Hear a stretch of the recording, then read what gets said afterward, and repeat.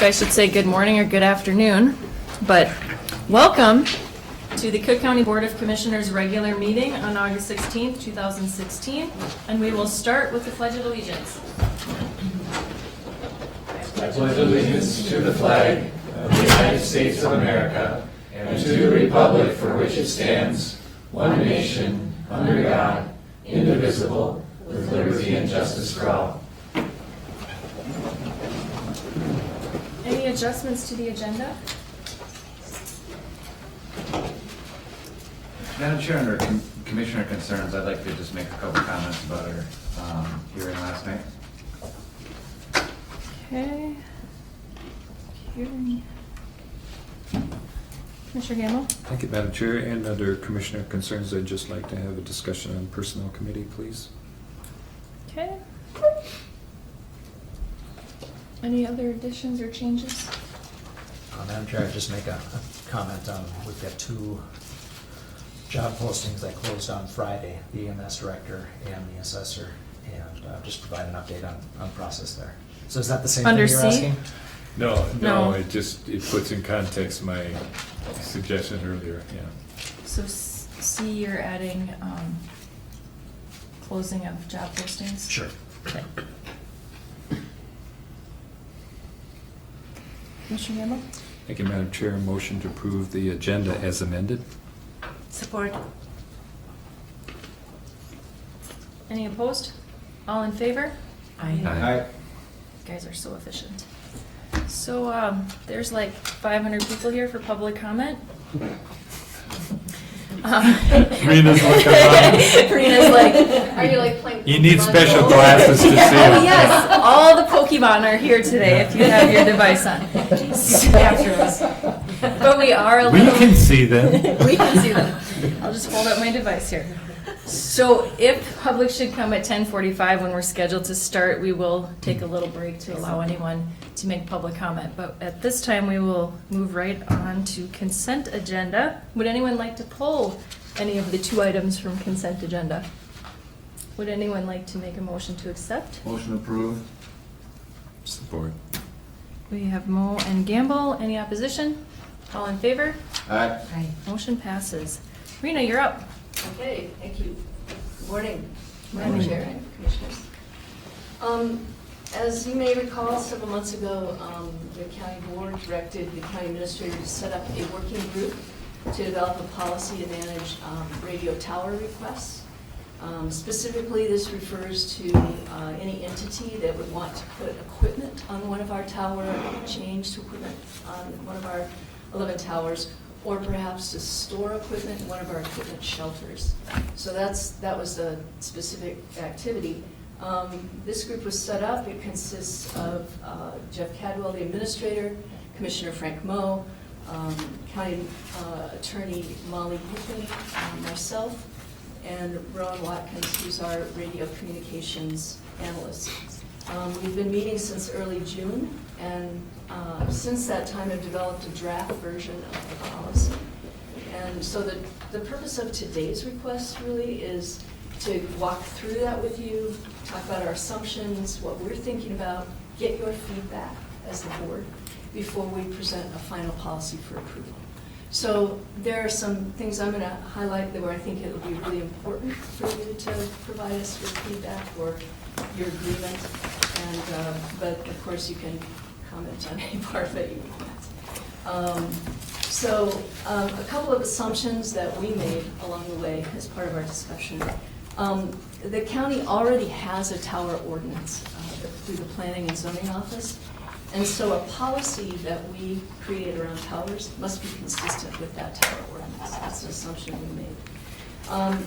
Now, a subnote of that is acknowledging that the tower ordinance is pretty much in bad need of review and updating. Okay, so what that means is we have a bigger adventure ahead of us than what we're doing today. I think we, and one of the things I'll be talking about with the vision is that mostly it's important we do things with a common purpose. And I think the spirit of the tower ordinance, and the way it was written, and the spirit of this policy are in alignment. We'll be probably working out details over time with that. So I just make that side note. Another assumption that we made is that policy stems from vision. A policy can say anything you want it to say, right? You can make it really restrictive, nobody can go on it except for government things, or you can make it wide open, first come, first serve, anybody that wants it can be a free-for-all. So it was really important to take a step back and say, what's our vision for the towers? And what's our priority, and what do we want our towers to be used for, and how do we want to manage these towers? So we're going to talk a little bit about vision on this. Rowan and I are in the process of trying to consolidate our tower work, radio communication work, into a permanent program. And a vision, strategic objectives are a very important part of a program, because that's how you decide what you're going to do. So this is kind of a place where those two things are crossing over. And then the third assumption is that after the policy is approved, there will be a lot more work to do. That we'll be coming up with the procedures to support this effort, that there'll be roles, responsibility, tools, forms, putting stuff in e-permitting. There's a lot of other things to do once this policy is approved, but that this is a foundational piece that guides us in developing this. The one step that we've taken in that direction is that there is a draft, which is really just kind of a list at this point of what would be in an initial request, and so we'll look at that as well. So a little context, I'm the queen of context. So as I mentioned before, the county owns 11 towers.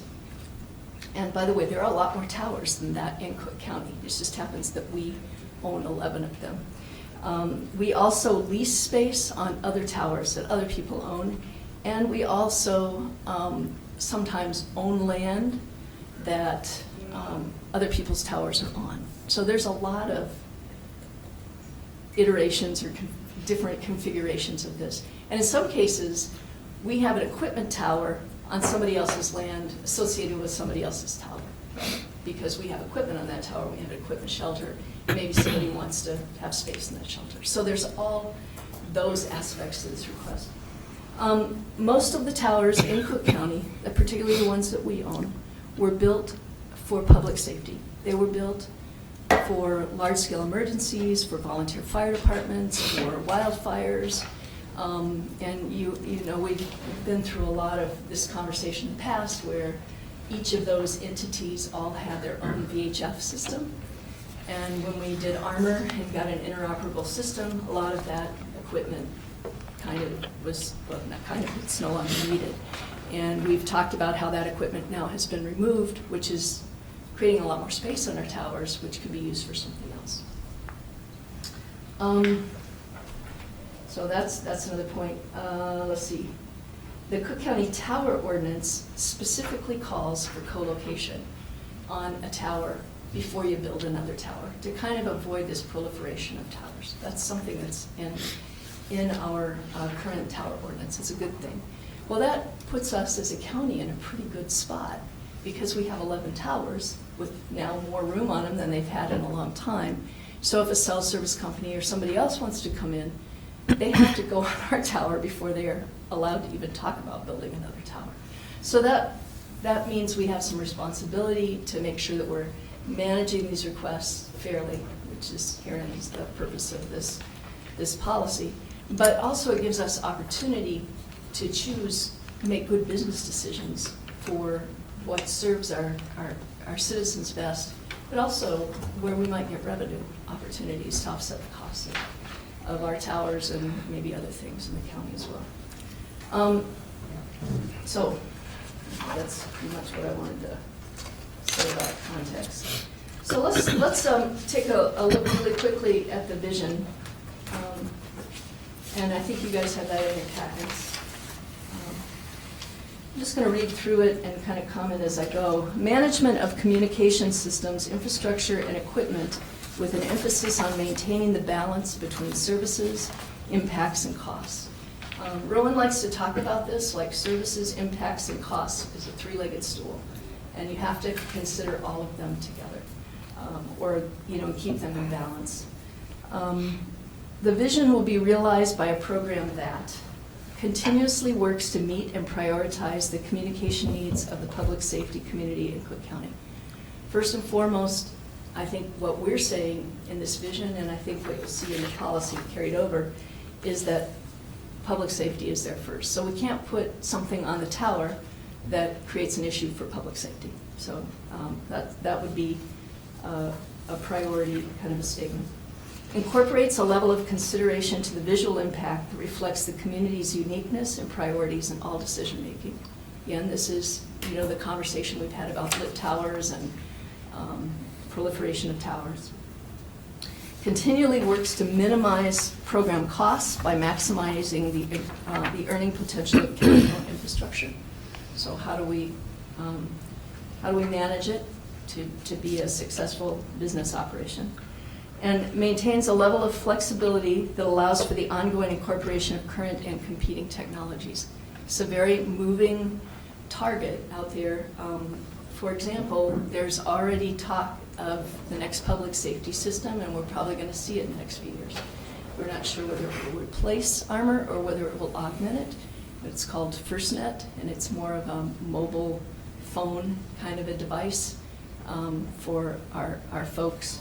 And there's also some talk about Next Gen 911, which allows people to also text and use other kinds of means to get information into dispatch. So that's all coming, and it will have an impact on our towers. So we need to make sure that we have space available for those new and competing technologies that are coming out of public safety. That's what that's about.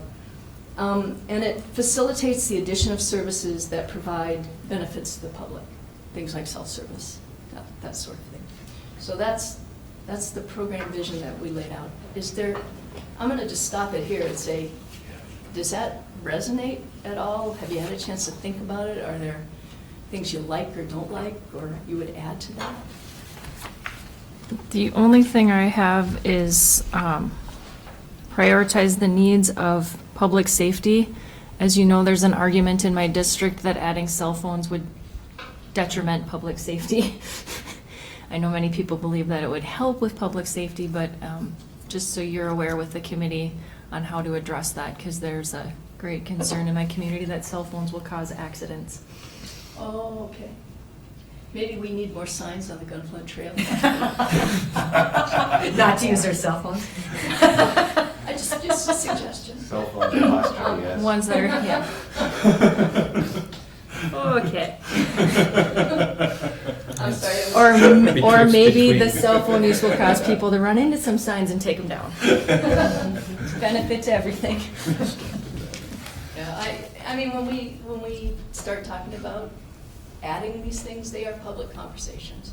When you add anything to a tower, according to the current tower ordinance, it is a conditional use permit because it's a change to a tower. So that involves public hearings, and I think anytime we are doing this, we need to have clear communication strategy and make sure that we are providing people with good information.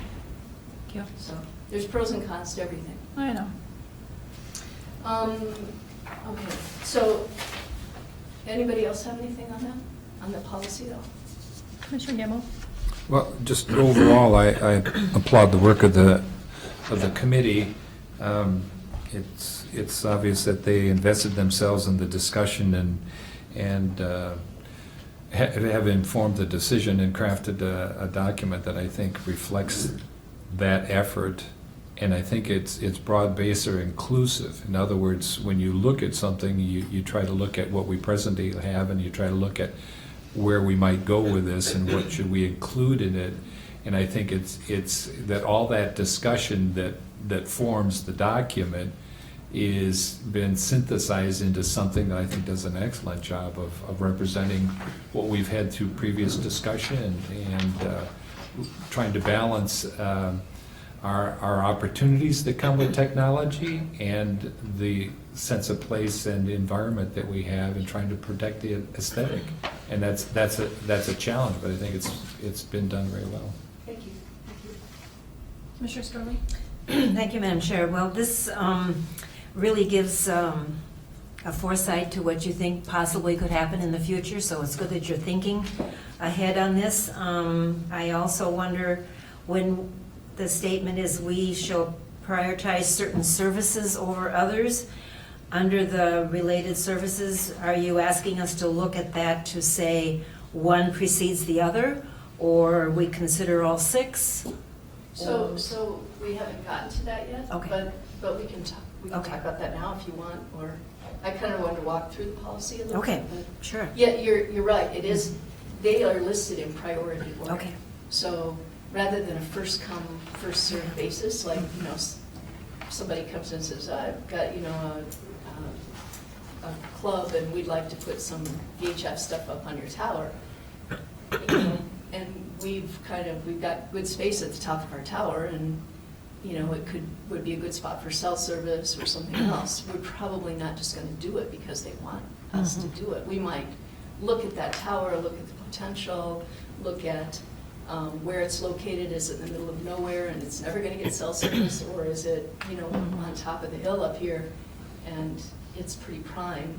And we might say, well, you can be on the tower, but you can only be at a height of 50 feet, not at the top on the prime part. So it is a way of prioritizing based on those values or that vision that we laid out, saying public safety first, and we'll go through all of these in their definitions. This one second, this one third. Okay. And, things for fun are at the kind of the bottom, and if we have space, we'll put you up there. That's the kind Public of the idea. utilities are fun. Carol. Anything else before we go? Let's look at the tower facilities request policy, and I hope that by going through the vision first, you'll see that reflected in what we've done here. And I'm going to read the purpose. I'm not going to read the whole thing, but I'm going to read the purpose because I think it lays out the whole rest of it. While towers allow for access to valuable services, they have negative aesthetic impacts. For this reason, the county prefers to use existing towers for services over building new facilities to limit the negative aesthetic impacts. Existing tower space is limited, so it must be efficiently used, and in many cases must be reserved for the uses that best serve the public. The county must therefore prioritize certain services over others, and the county discourages redundant services. Limited resource, use it the best way we can. Basically what this is. They're out of here. For the public, we have an alarm. Please don't panic on your end. Please don't come to the courthouse. Lockdown, please follow procedure. Procedure for this room is to walk out the hallway, out the door, up to the laundromat, if it's safe to do so. Just leave this then? Yep.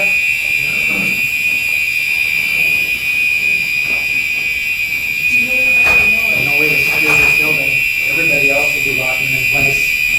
But our escape is up this hall. The hallway is safe. The hallway is safe. The hallway is safe.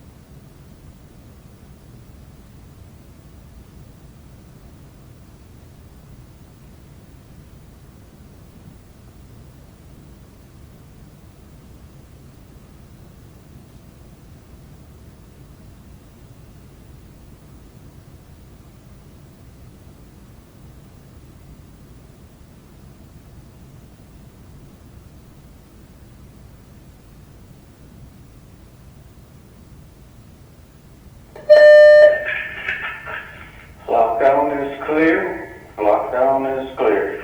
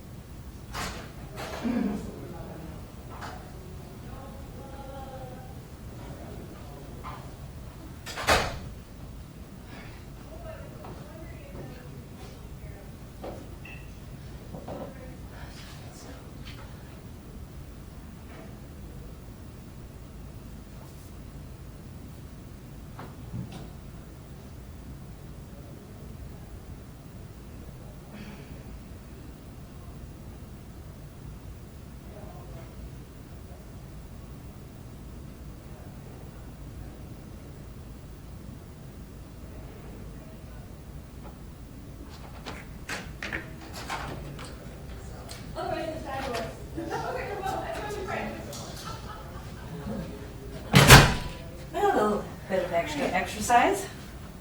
Say the Pledge of Allegiance. No, we don't have to sing Pledge Allegiance, say, but we need to get started. So much for being on schedule. I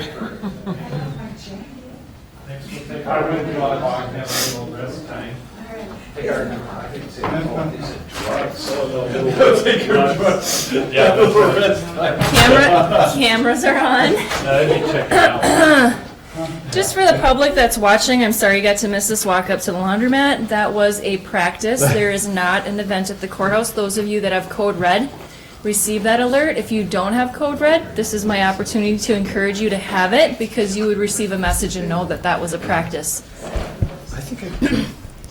You can sign up on our new lovely website. That's what my director's here to remind me of, to go ahead and set up. And what the code red will do is it'll send you a text and or you'll receive a phone call that lets you know exactly what's going on. So that was a practice for all of us. We survived apparently. And now we're back to business. Okay, Rena, if you know where you were at. We had just went through the purpose on the proposed policy. Basically talking about using the space effectively and efficiently for all the reasons we've already talked about, aesthetics and business reasons, that sort of thing. So the next section is scope, and in this we're just really talking about what's included in this policy and what's not. So this is trying to get after all the iterations where we would care, or where we would get a request. It's we own the tower and the land, we own the tower but not the land, we own the tower, or we own the land but not the tower, it's all those things, as well as our equipment shelters. So that's what those 4 items get after. And then there's a statement afterwards that basically said, any other towers in the county, we don't really care about this policy, but they come under the jurisdiction of the tower ordinance. That's what that statement is from.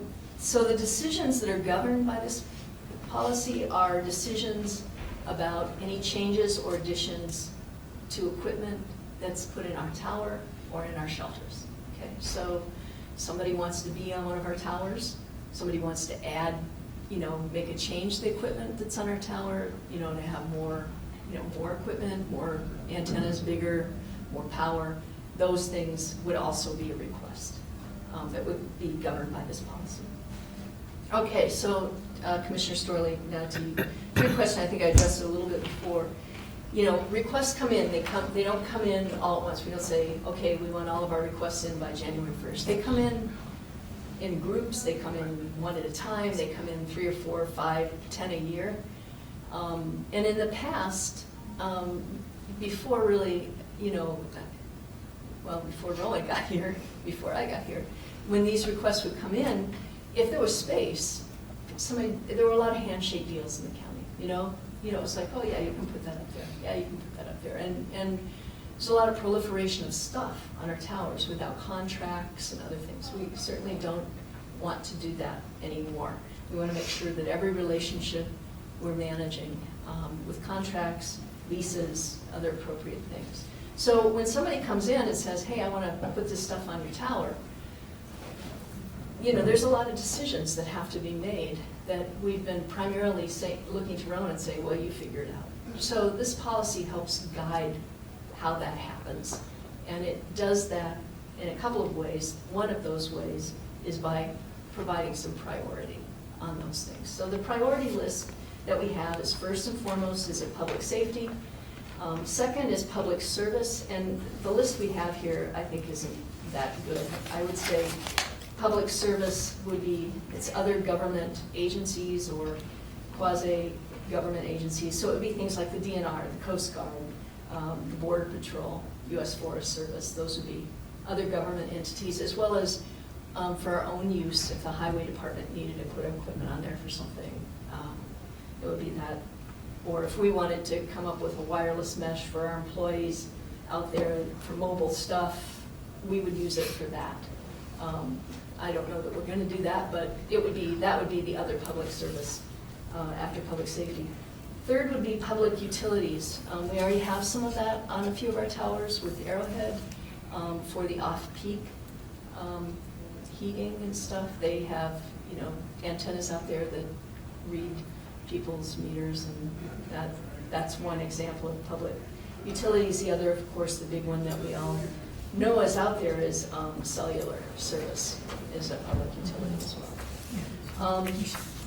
Fourth would be local media. The best and most current example of that would be WTIP, kind of a radio station. Fifth would be commercial purposes, somebody doing something for profit, wanting to be on our tower for whatever reason. A local example of that would be maybe one of the larger contractors wanting to put their own radio communication system on the towers to communicate with their various drivers. That would be a local example of how that might be. And last would be other private parties and individuals. This could even be an individual that wants to put up a dish to, because they're off grid, and send a signal to an antenna at their house. Or it could be these ham clubs, that sort of thing. So the first 3 items, and even the first 4 items, it's not difficult to make a case at some level for public safety, and all of those things would have to be weighed in the request. Why somebody just does it, or how they can contribute to the public good. So the other thing is that when these requests come in, there's a lot of time that it takes to process them, and particularly if you decide to continue to go down the road with them, there's a lot of time. For once, time of getting drawings back and forth, communicating. So we're not we kind of made a decision in this group that we're not really interested in granting really temporary requests, like, oh, we just want to put something up for the John Bear Grease, or, oh, because it's too much effort on our part with the limited resources we have. So we would be looking for more long-term requests. And that requests, if somebody made a request in which the ultimate purpose of that request is in conflict with our ordinance, again, making sure, that we're in compliance with the other side of the house here, and that, or it's in conflict with Minnesota or federal law, FCC, FAA, whatever, it would be, also considered. So that's really kind of what we put together. One thing I'd like to note is that one of the things that would be coming down the pipe with process development is a fee structure for this. Just like we have fees for, in our permitting area, when somebody makes a request to start a process, we might charge them $100 to just make that application for us to do the research on what we need to do to get back to them. I don't know that that's the amount, but there would be fees associated certainly with going further down, that compensates us for our time of the project management. The last form that you have is really it's obviously not in a form that we would put out there, but it would show the basic fields of the information that we would gather for the initial contact. If somebody says, I'd like to put something on there, we would send them out with the form that has these fields on it, because we need this information to start prioritizing it. So if somebody comes to us and says, yeah, I want to do something, it's Hamilton, I want to put something up for a bike race, we'd probably right away say to them, right? I mean, that policy would dictate it's a temporary, it's a low priority. So that's how these things would be used. So Commissioner Moe, I don't know if you'd like to add to that, or Molly certainly was significant in helping us write this. Yeah, well, first I just want to thank you, Rena, and Rowan is not here, primarily for leading this effort. And it's really, as you all probably knew beforehand, but if not, now, this is a really complex issue, and trying to bring all these loose ends into a request process that both matches the goals of the county and is in compliance with our town ordinance. It's I think, as Rena said, it will evolve still, but it is, I think, a very good, solid first effort. How do we manage these very important county resources? I mean, they're of value to us. They're of income generating value. They provide structure to important services that we now provide and hope to provide with cell service to some places. Some places maybe we don't. But I want to just step back a little bit to Commissioner Storley's question about public safety. And I think your question was answered, but it's a good point that is the priority. And I think that's consistent with everything else that we've heard from the board, that's the number one utility for the towers. And they're in descending order there. I think the other point that is important to this is these, as Rena's also told us, that some of these structures possibly have structural issues. We don't know. I mean, some of them are old, yet they're still very functional and valuable. So this is identifying a means in which we can actually generate some revenue to evaluate and ideally improve or replace when necessary this asset that is going to only become more important to us. And it was eye-opening to me how unique and complicated this issue was, or remains. But bringing some sense to it, I think you've done a great job. So thank you. I think the group did a good job. Yeah, Molly too, making sure we're legally consistent. So we'll move to discussion, just so everyone has an opportunity if there's any further comment. Commissioner Severson? Thank you, Madam Chair. Yes, I want to compliment the group, too. This seems very comprehensive. I think it has a lot of meaning and meat and substance, and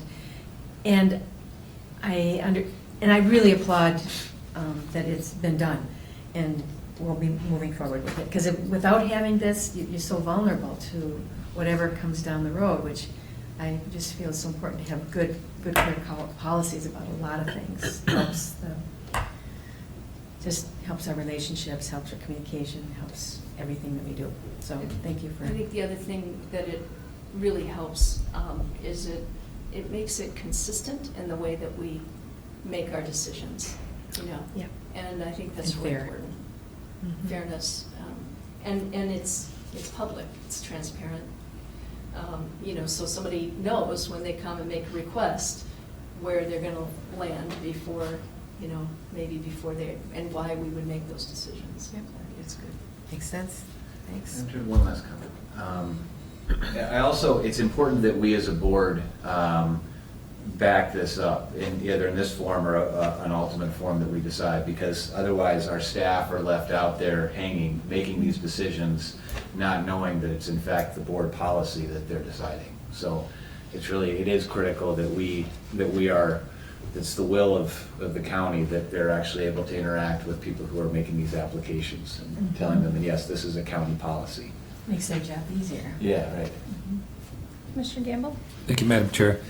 Yeah, I think we all recognize that policies are born out of experience, and as you evolve, you find that it's both protective of the values that we've identified as a community and the staff that are responsible for ensuring that we are uniform in application of policy, whether by action or by document. And so that's why I say that our policies evolve out of experience, and this is the sooner the better in many of these regards. When we see experience repetitive in nature, it's better. And anticipatory is also an important element of this because of the change in technology.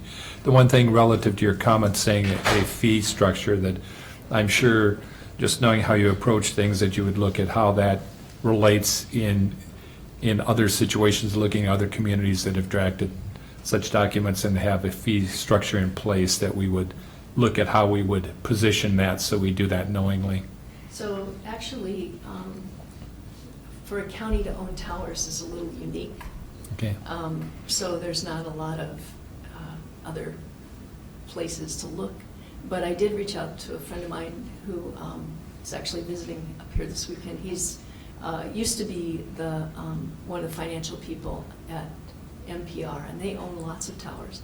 And I was talking to him about what should be included in a cost model, so that we can really be able to say these rates are really solid and based on industry standard. And so he'll be helping me with that. That's great. Looking at that great. cost allocation. Thank you. Commissioner Storley? No other comment? It is on our agenda as information. Will this come to us later to pass as policy? Yes, what I didn't hear today was any need to change, that you're in agreement with the priorities and the general thing. So we will come back a different time in a final format, maybe on the consent agenda, if that's what you think, and we won't really make revisions to it. Commissioner Campbell? Yeah, just quickly, thank you, Madam Chair. You mentioned that the document for application was just to give the bullet points, but its format, and that's the only thing I just noted in there, that when you made that comment, that this is just to give you the idea of the things that we will be addressing in that application, but it will take a format. When this comes back to us, we'll see how all that plays out. Sure. Just a quick point, and I noticed that my fellow Commissioner Gamble has made some edits in vocabulary, punctuation, font, and and my experience with him is In pink highlighting. those are usually Why significant are you improvements. tattling on Commissioner Gamble? So I'm sure he will forward those to you, and I think the committee would be grateful for Yeah. those. I was going to do it when she said that this is just to give you the whatever. I thought, oh, well, that it's not refined, but I'll set my hand. That's certainly true. If you go back and you read it now that we've talked about it and you see something, please send that on, and we'll sometime here within the next month, bring the final version for approval. Thank you. All right, when Rowan's back from vacation. Yes, thank you very much. Thanks. Tim? You get them now.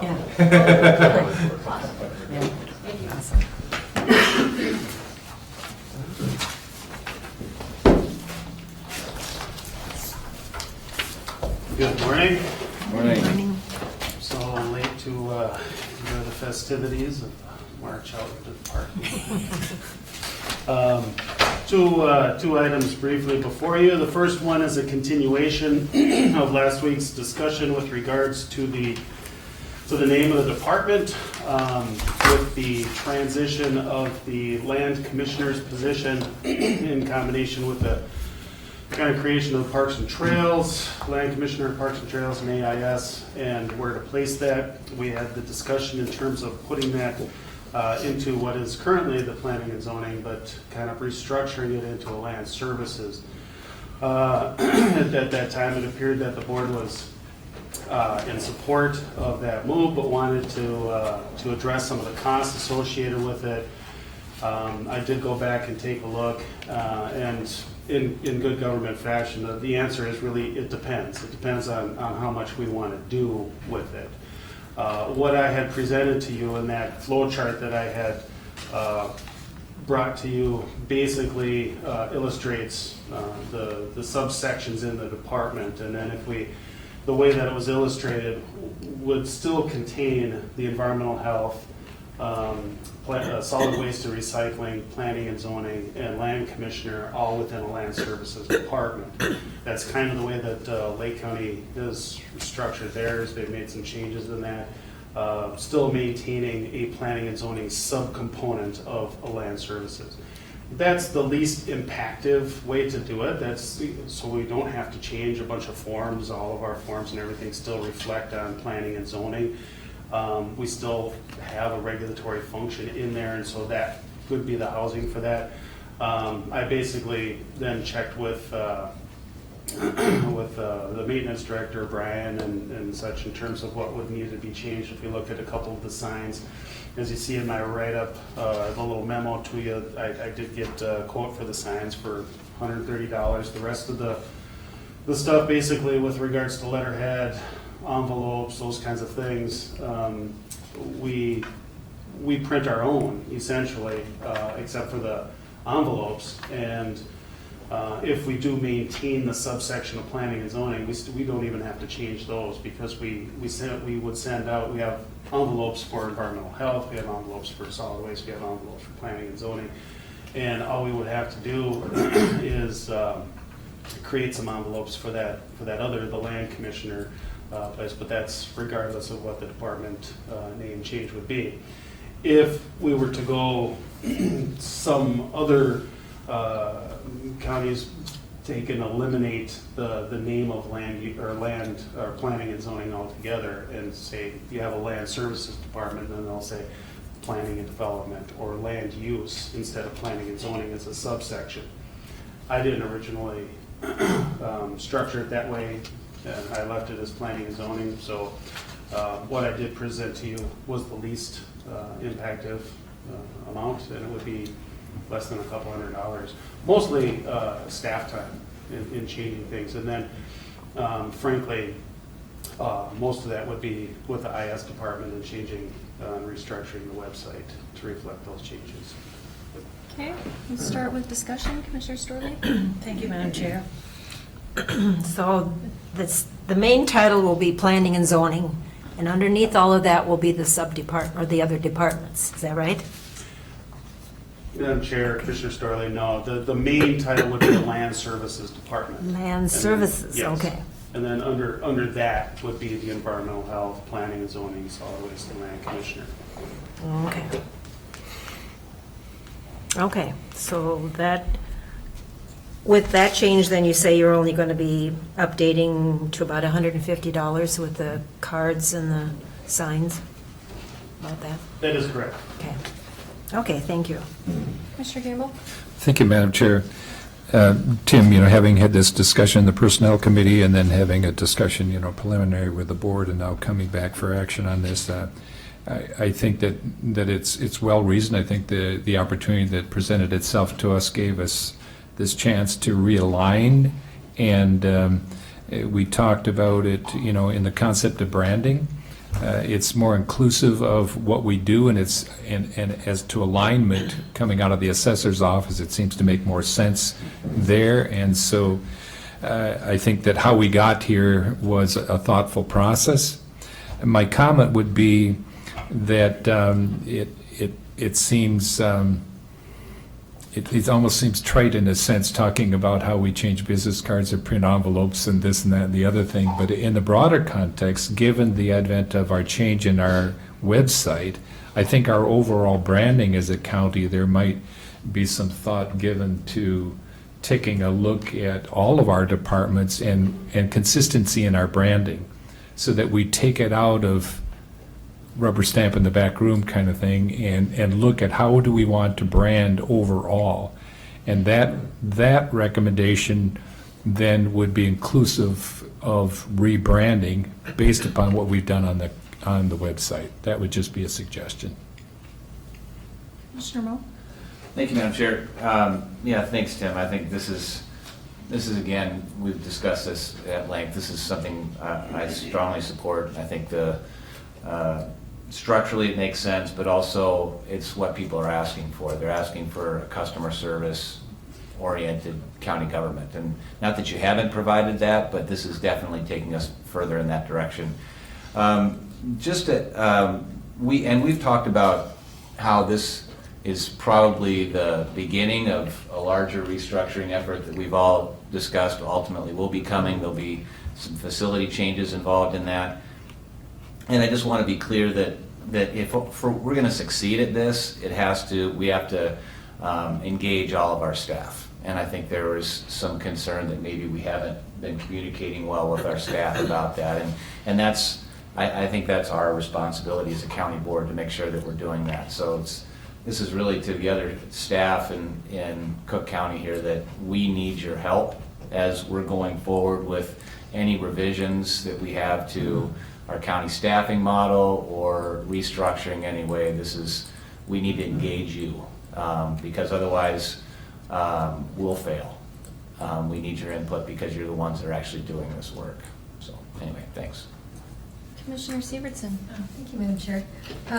Yes, I'm in favor of this too. It feels, I may not be anticipating the depth or the meaning of the change as much as some of you others are.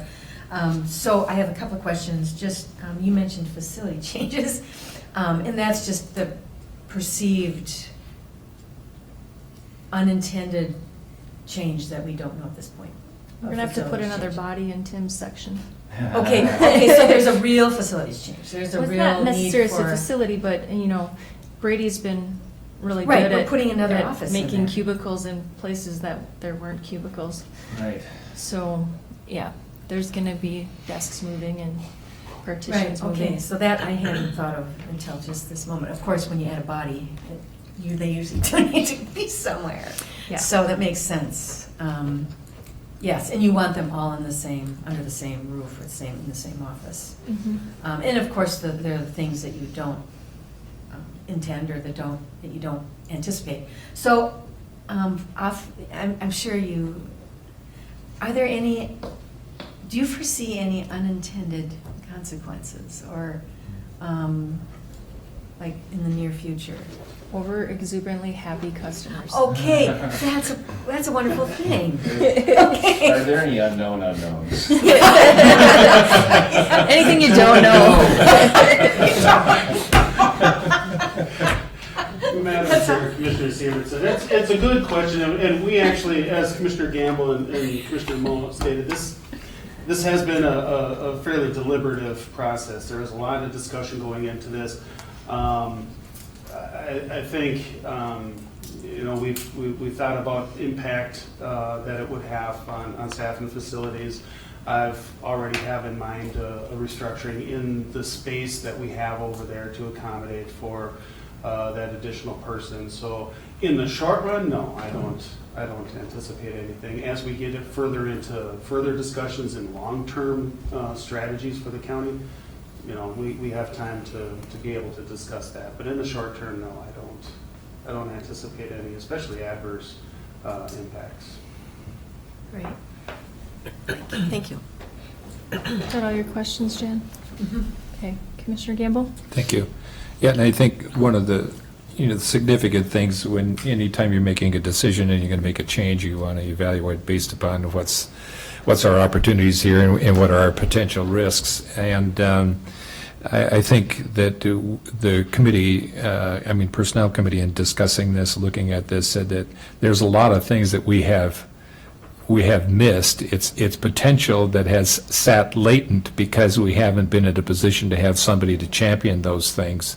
And when the responsibilities that would fall under a new land commissioner were in the assessor's office, with all that was happening in the assessor's office, it meant that they would continue to sit latent until some of those projects were out of the way that were mandated. And so this alignment is going to help us be better stewards of our opportunities when it comes to land management. So I think that's a big plus. So I will make the motion to rename planning and zoning to land services. Can I get a second? I'll second that. Right. Any further discussion? Any opposition? All in favor? Aye. I'm hoping it'll be further down the road with some work with Jeff. It would be really nice to have like a ribbon cutting when the position is filled, not to celebrate one person getting a job of a new position, but just the office itself, kind of a welcoming of the community and having them see the new office and the new layout. I know we haven't done it in the past. Because it's the land services department. Well, it's going to be, it's something that maybe Patrick wants to look at. I know he's watching us intently on a YouTube video on the changes of that office, but it'd be really nice to have community welcome to our new system. Good idea. Okay, thank you. The next item is an opportunity that was presented to us. If you said the email that I received from Kristen Wharton is there apparently is some funds that's available through that organization, that being Active Living and Moving Matters with the conglomerate of committees there. Has some funds and offered up an opportunity to send one of my staff members, David Demmer, to a conference that's out of state. It's in Vancouver, actually. With regards to trails, there's a website link that shows all of the details about that. And that's seems to be in follow-up of the comprehensive land use trails process that had taken place. We certainly at this time do not have the land commissioner, parks and trails director, but this opportunity is right now. The conference is next month. The funds are available from them. It will not cost us anything other than just the wage time that we would have for David to attend.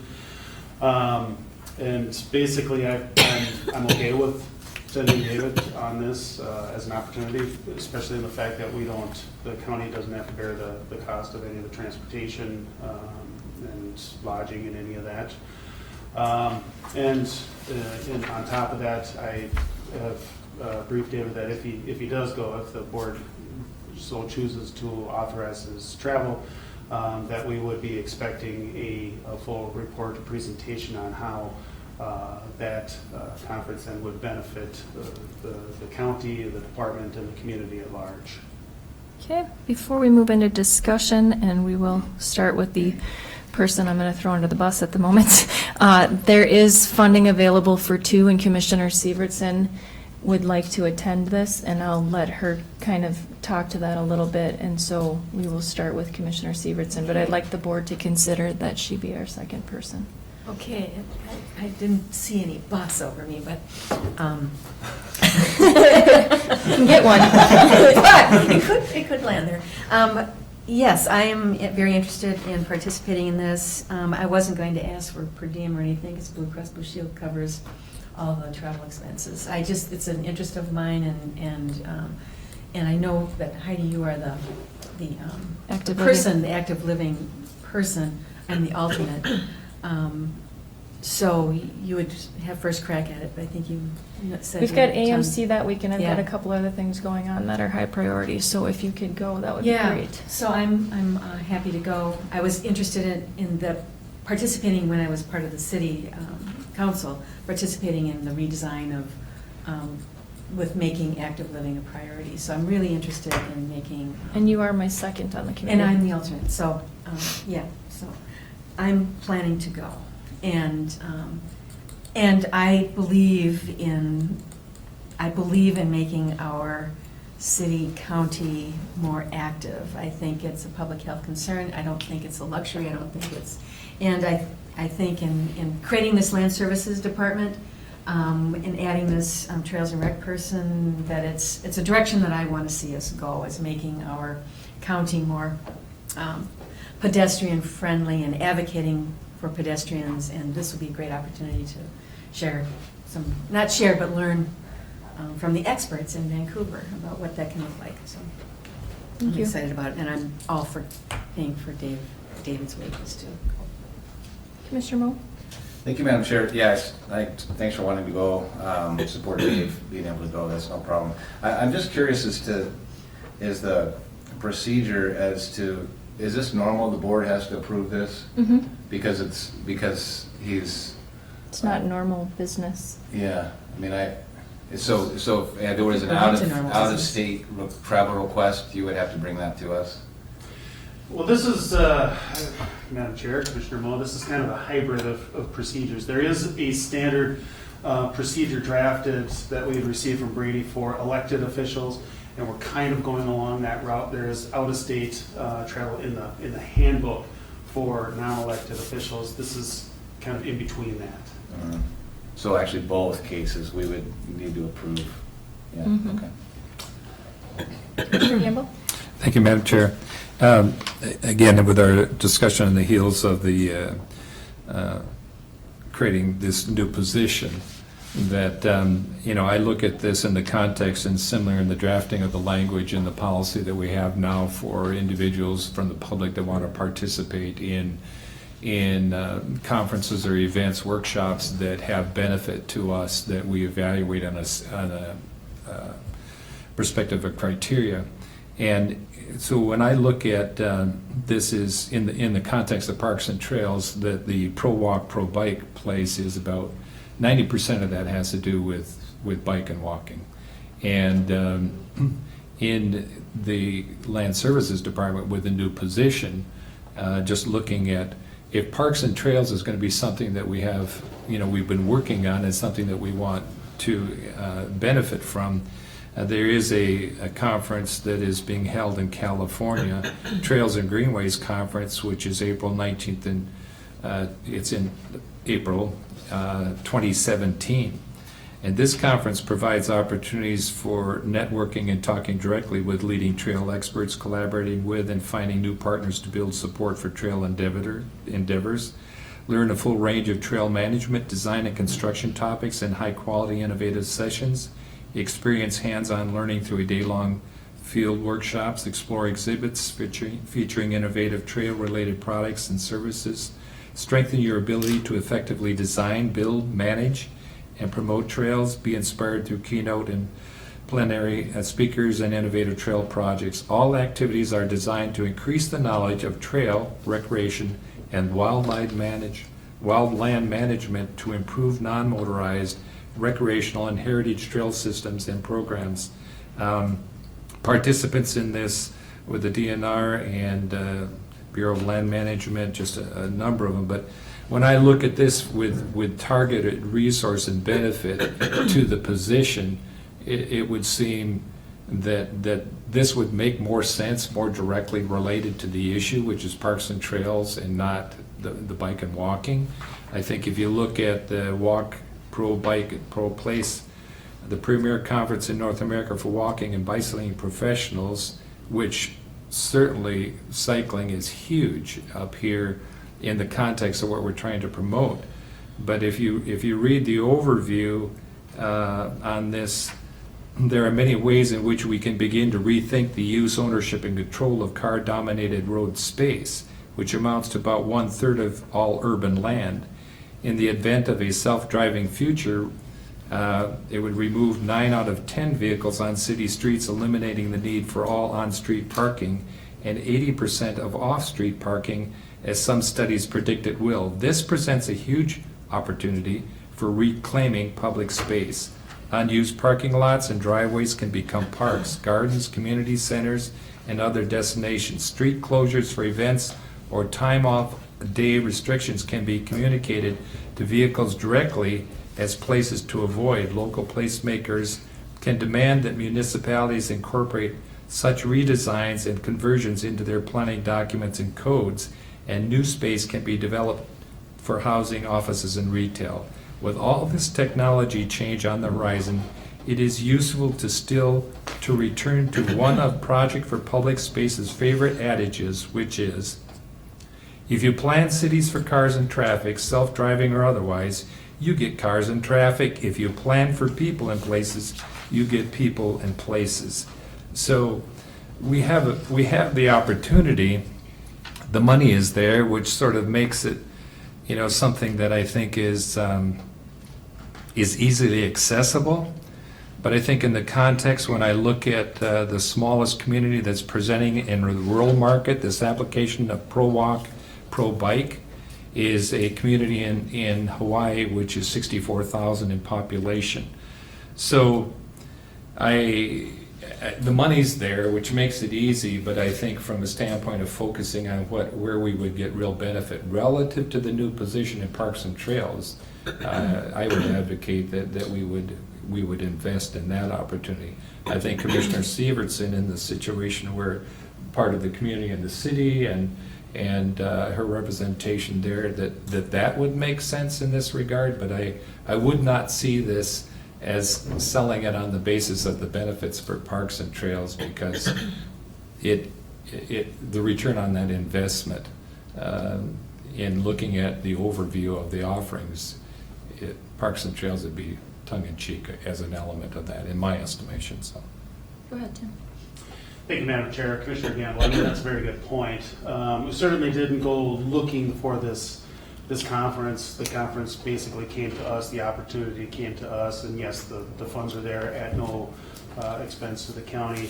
And so basically, my support is there to just try to glean as much as possibly we can from that.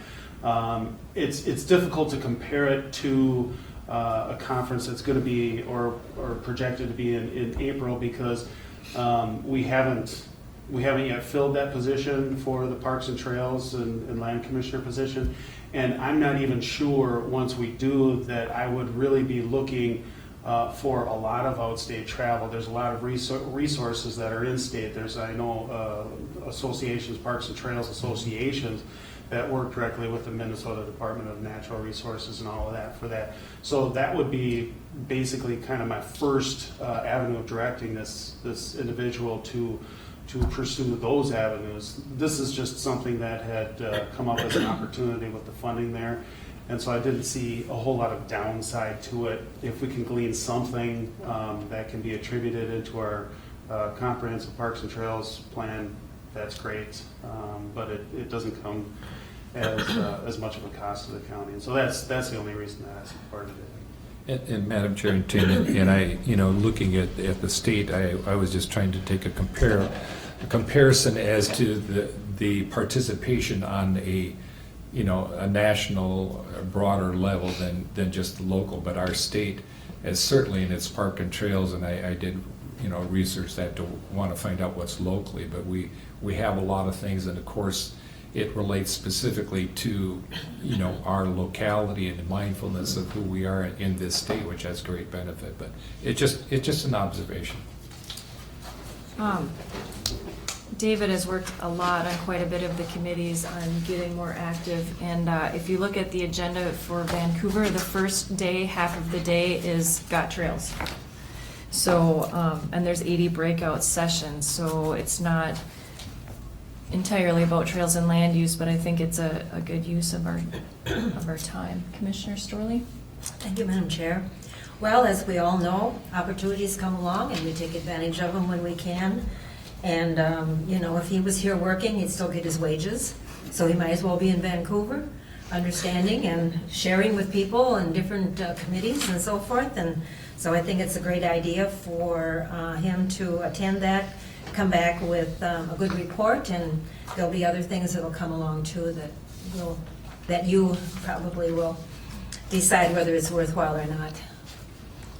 Commissioner Severson, you had your hand up? Yes, and I just wanted to add, and thank you, Madam Chair, that if there were, if Kristen and Maren were able to go, we wouldn't even be asked. So it wouldn't even come before us, but I don't know why Kristen can't go, but Maren is too close to her due date, so she can't go. So this is an opportunity that's just, like you said, Tim, and even you, Commissioner Storley, that is just being dropped in our laps, and it just seems like to participate in it is a good idea. And in my opinion, I think the research that you did on that's another opportunity that maybe we would look at once we fulfill this position. And we would look at the opportunities locally and nationally. I believe in going out and gathering information nationally and bringing it back. That's one of the models of this community that we have, is that we do get a lot of information from the outside, and it's one of the reasons we're such a great community, is we're educated in that way. So I think that would also be a good opportunity for us. So it's not either or in my mind. So I will make the motion to approve David Demmer for out-of-state travel and also Jan Severson. I'll second that. Commissioner Gamble. Sorry. Mo is second, Yeah, Gamble yeah. speaking. Thank you. Yeah, I think,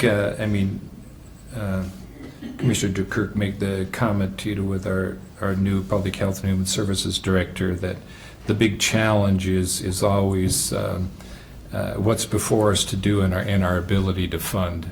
And I think that obviously the requirement that there's a report that comes back. What did we learn, and what do we think applies to us? What looks like us and what's doable? And that would be my big concern. And I think at the beginning of this whole thing's relatives to active living and things, the things that we can do to encourage healthy community and healthy people is warranted. I think that the big challenge is when grant monies allow us to think up ways to spend money that we don't have, it's very challenging. So in the context of being informed and having perspective and benefiting with discussions with others, I think certainly there's benefit to that, but I think they also have to recognize the realities of stewardship of limited dollars. So. All right, we have a motion and a second. Any further discussion? Any opposition? All in favor? Aye. Motion passes. Thank you. Thanks, Tim. Jeff? Thank you, Madam Chair.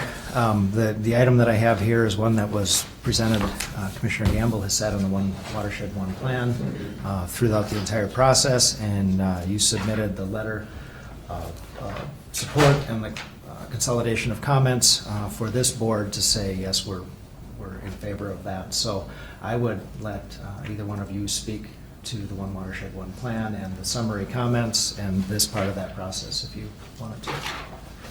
Thank you, Madam Chair. Jeff, Lynn has done an excellent job of keeping us up to date on this process. It is a pilot program, and we were one of the 5 that were selected. And if you look at a map of the state, you can see that the pilot programs, the intention of Bowser and the state in doing this was to make sure that there's representation about regional and size as to relationship between counties in the watershed. So the fact that we've been part of the process and have been updated the process, my participation on it, which I appreciated the board's affirmation of that.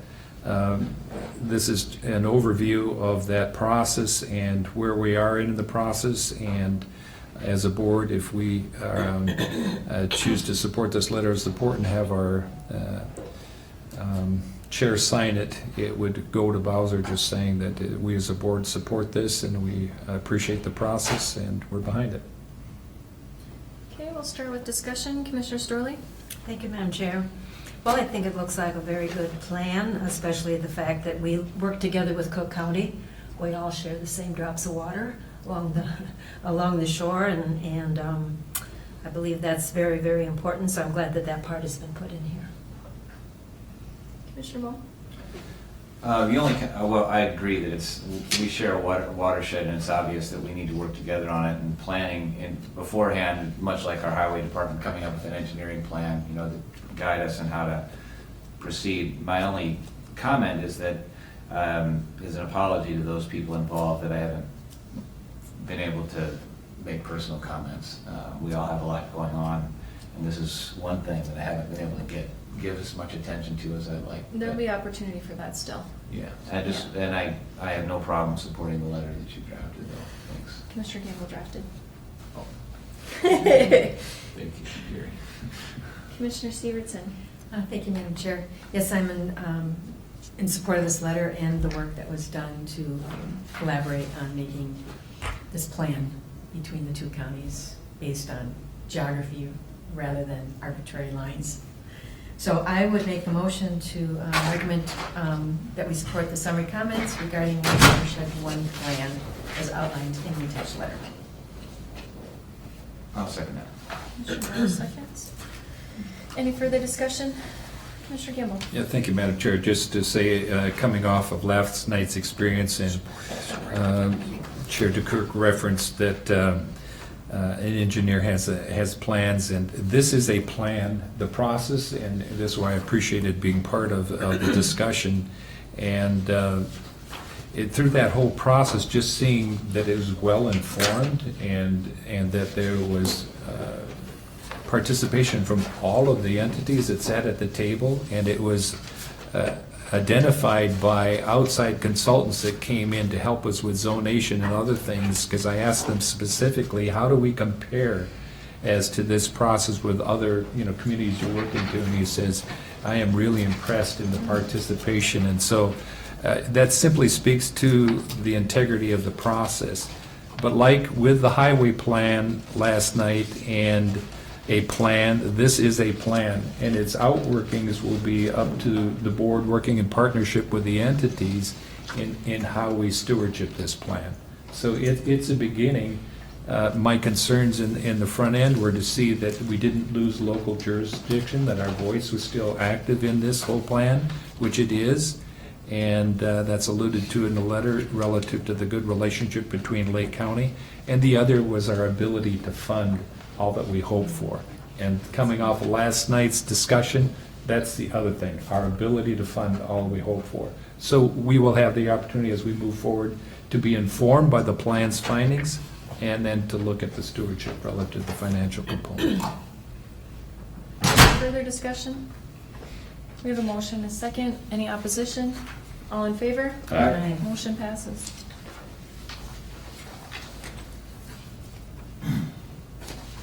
Next item, Madam Chair, is a resolution presented by Commissioner Moe and with help from Commissioner Gamble.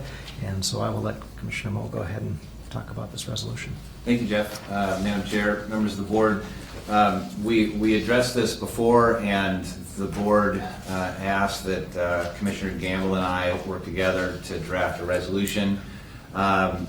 We had some significant discussion about it, and the points addressed in the resolution were those that we mutually agreed upon. I think it reflects the discussion that we had, and clearly we are as a board, I know, concerned about the long-term decline of the moose population, and I think that'll be reflected in this resolution, along with our support for Grand Portage and their concerns with the proposed listing. So I'm just going to go ahead and read the resolution. I know Commissioner Gamble has I think he has some comments that he would like to make too, and maybe the rest of you would as well. So Madam Chair, if it's okay with you, I'll just go ahead and read it. Cook County, Minnesota Board of Commissioners, Resolution 2016, we'll have a number. Resolution opposing a petition to list U.S. population of northwestern moose, Alces andersonii, under the Endangered Species Act, August 16, 2016. Whereas we recognize the moose is an emblematic animal that has been woven into the long-standing social, economic, and cultural fabric of Cook County. And whereas listing the moose as endangered or threatened may preclude the very activities, forest harvest management, and controlled burning that create the primary moose habitat. And whereas on September 30th, 1854, the Grand Portage Nation entered into a treaty with the United States government establishing existing boundaries for the Grand Portage Nation, along with jurisdiction of tribal hunting and fishing rights within reservation boundaries. And whereas one of the terms of the February 1988 out-of-court settlement is in response to a civil action filed in U.S. District Court in 1985 by the Grand Portage Band, claiming the state of Minnesota has no jurisdiction over band members exercising their treaty reserved rights to hunt and fish in land ceded under the 1854 treaty, marked the first time the bands had any real say in how management of moose outside the reservation boundaries was to be handled. And whereas, with the development of the 1854 Authority's Biological Services Division in 1994, a new era of cooperation began as both funding and tribal staff continued to the annual moose survey with the stipulation that there be actual involvement of the bands in the process, increasing levels of trust on both sides. The involvement of all parties in monitoring and managing the moose resource has led to a good working relationship. And whereas the Grand Portage Nation has been a leader in researching the moose population and has shown that minimal tribal subsistence harvest of moose is not detrimental to the moose population. And whereas listing the moose as endangered or threatened would affect the Grand Portage Nation's treaty rights to harvest moose for subsistence purposes. And whereas the United States Fish and Wildlife Service is determining whether or not to list the moose as an endangered or threatened species based on its analysis of research findings related to habitat, disease, predation, hunting pressure, fluctuations in weather, and other factors. And whereas the Cook County Board of Commissioners is the duly elected government body authorized to speak on behalf of Cook County. Now therefore be it resolved, the Cook County Board of Commissioners respectfully request the United States Fish and Wildlife Service not list the moose on either the threatened or endangered species list. And be it further resolved, the Cook County Board of Commissioners support the Grand Portage Nation's right to research the moose population and to take moose for subsistence purposes. Adopted and approved by the Cook County Board of Commissioners, August 16th, 2016. Commissioner Gamble? Thank you, Madam Chair. Thank you, Commissioner Moe. In drafting this document, the only thing I would say that's different than the document as read, and Commissioner Moe and I had a discussion on this, is that where we referred to Grand Portage Nation, we correctly referring to them in the final resolution as band. And so that document that the chair will sign just does that.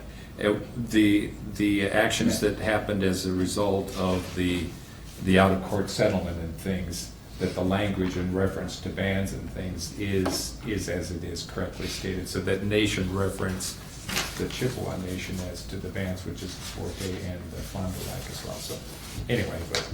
Yeah, Madam Chair, Commissioner Gamble, yeah, thank you. So I would suggest we leave it as nation, the initial, because in 1854 it was referred to as the Grand Portage Nation. So then after the fact, changing it to band as you did, I think would be appropriate.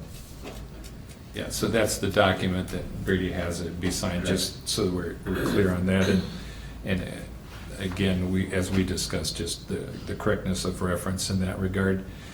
The other additional supporting comments that were included in the packet in there, and I am drafting a letter, individually that will address the petition, which I've read multiple times, that was presented to the Department of Fish and Wildlife in the request for listing the moose.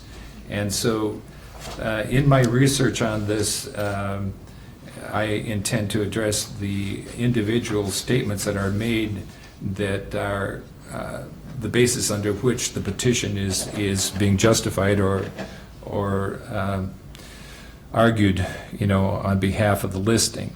So these documents or comments here, the Moose Division of Enforcement, which Minnesota Division of Fish and Wildlife, the Fond du Lac Band of Lake Chippewa, and the 1854 Treaty Authority, which includes the Grand Portage Band, have partnered since 1995 to conduct aerial surveys on 436 total survey plots that cover the full extent of the Moose Range in northeastern Minnesota, which is almost 4 million acres, in an effort to best determine and understand the population's long-term trend. Is it decreasing, stable, or increasing, and composition?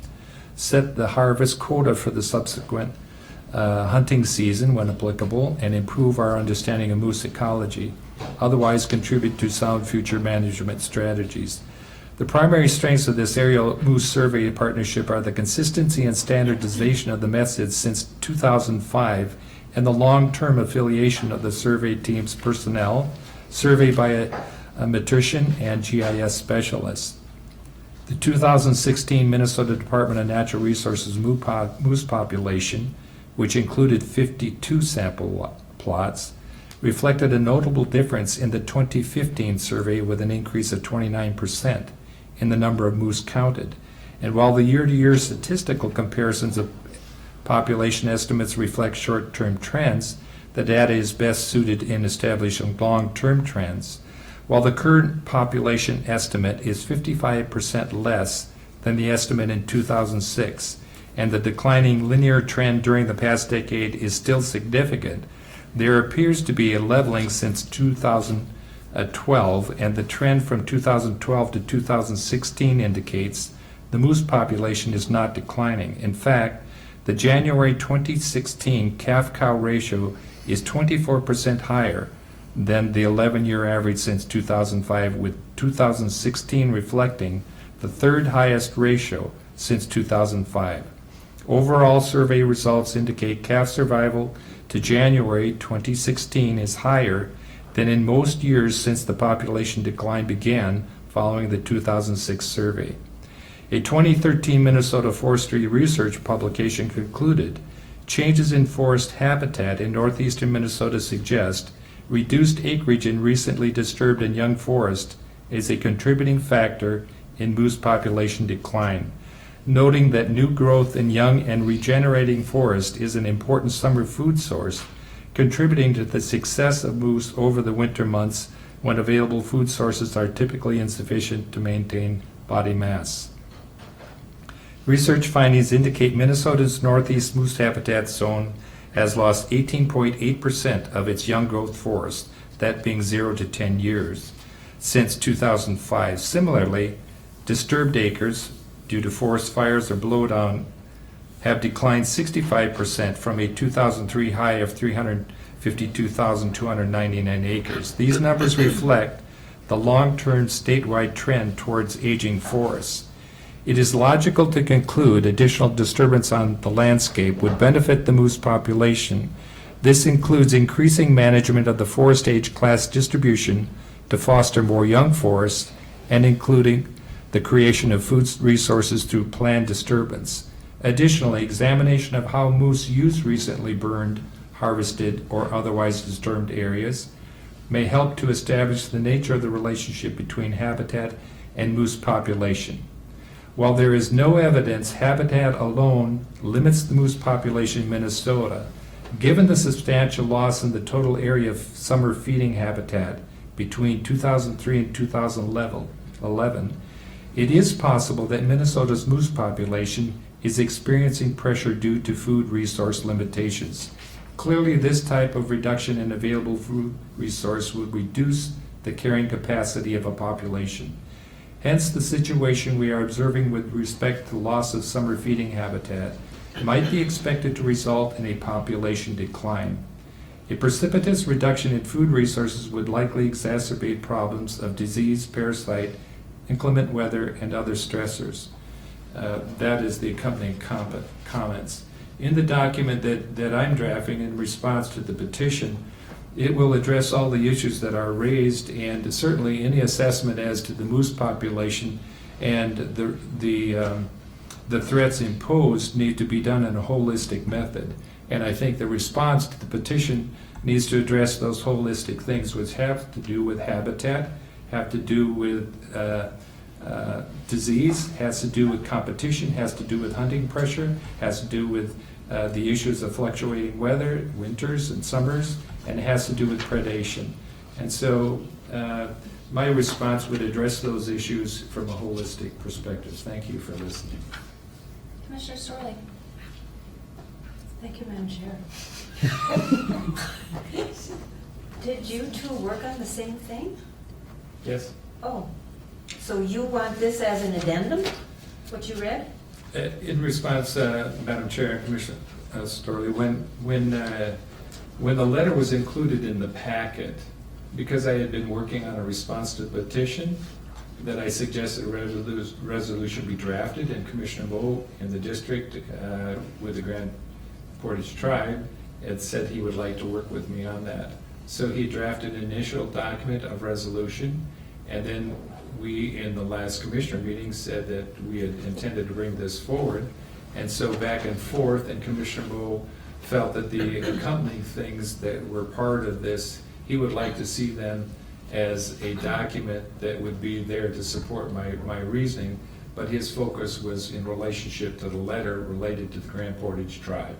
And I said that I'm drafting a document that's going to be more inclusive, that I'm not going to imagine necessarily would come by affirmation of the full board, but nevertheless, I would be drafting it. So, if that answers your question or not.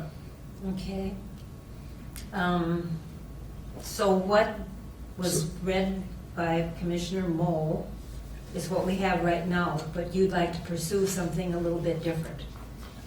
No, the resolution that we have agreed in working in partnership on drafting this language, that it took the focus in response to the letter of request that the Grand Portage Band was requesting any decision relative to the moose should include participation and involvement by the band. And this resolution reflects, it is consistent with that letter. What I am doing and the other additional information is in response to the petition. But what will be signed by our county chair is the resolution as Commissioner Moe read, and that's what we'd be ratifying. The other is informational. Okay. Thank you. Commissioner Severson? Thank you, Madam Chair. Now I'm really confused. I gotta admit, I didn't have time to really research this issue, but I have a couple questions, and I think that you can probably help me. I have absolutely no, I believe the Grand Portage Nation, tribe, band, has the authority to hunt moose regardless of endangered species, correct? No. Okay, that's a critical issue. So if the moose were an endangered species, or even a threatened, Threatened or endangered species, the management of that would be taken over by the U.S. Fish and Wildlife Service, usurping really, the treaty so as a rights. sovereign nation, Correct. they cannot trump the. U.S. federal government. Excuse me. Okay, that helps me a lot. That was the one issue. I just thought if it didn't, then I have no issue with this. So it's interesting, I did a little tiny research and I learned that Winona Duke is in favor of the moose being listed on the endangered species. So I was really confused by politics here. We're different from them. Yeah, right. Of course we are. Yes. Okay, We thanks. fight for that often. Yeah. All right, if there are no other questions for Commissioner Moe or Commissioner Gamble, I'd ask for a motion. Madam Chair, I move that the county board approve the resolution in opposition to the U.S. Fish and Wildlife's petition to list the northwestern moose under the Endangered Species Act. And support. Okay, we have Moe and Gamble. Any further discussion? Madam Chair, I'd like to thank Rhonda for printing the letter from Norman in the paper, because as I was reading this and then I was reading his comments, it was worthwhile that you did that. Thank you. Okay, so a motion and a second, no further discussion, any opposition? All in favor? Aye. And just a friendly reminder for each of us as board members, when we submit comment, we are not private citizens. So, not saying you're not allowed to, because I'm not your boss, but just a reminder that your name is known in perpetuity as the county commissioner of Cook County, and so, just think about that. Turn off Madam your Chair, computer for a minute. I do have one comment. I do want to thank Commissioner Gamble's willingness to work out a language that we could both agree on, and then being willing to have his comments added under correspondence. I think that was I just appreciate his willingness to do that. Thank you. Jeff, you want to talk to us about our current listings and postings and closing of jobs? Thank you, Madam Chair. Just, we know that the position for the assessor, the posting for that closed at the end of the day yesterday. The posting for the emergency services director closed at the end of the day yesterday. So those people who are going to be involved in those searches will be being contacted and scheduled in the next coming days to review applications and to go forward with those positions. How many applications did you get? I think we got 5 applications for assessor, and I did not check the emergency services one because I put that right straight to Judy's desk. Okay. All right, so with that, we are going to move on to commissioner concerns, commissioner reports, meeting to note, and updates. Does anybody have meeting notes, updates? I have a couple requests. If you look under correspondence, we have the Minnesota Housing Agenda. If commissioners could make time to attend that meeting. Mary Somnus at the EDA has some information on the details of where and when. There have been in the past commissioners present. I am not able to make that meeting, but it is an important one. And if anyone read the comments in the paper, we have a resident who says all we do is talk about it and do nothing about it. So, although this is talking about it again, as you know, we are doing something. And then, also on housing and the EDA, we have a groundbreaking on August 27th, which is a Saturday at 9 a.m.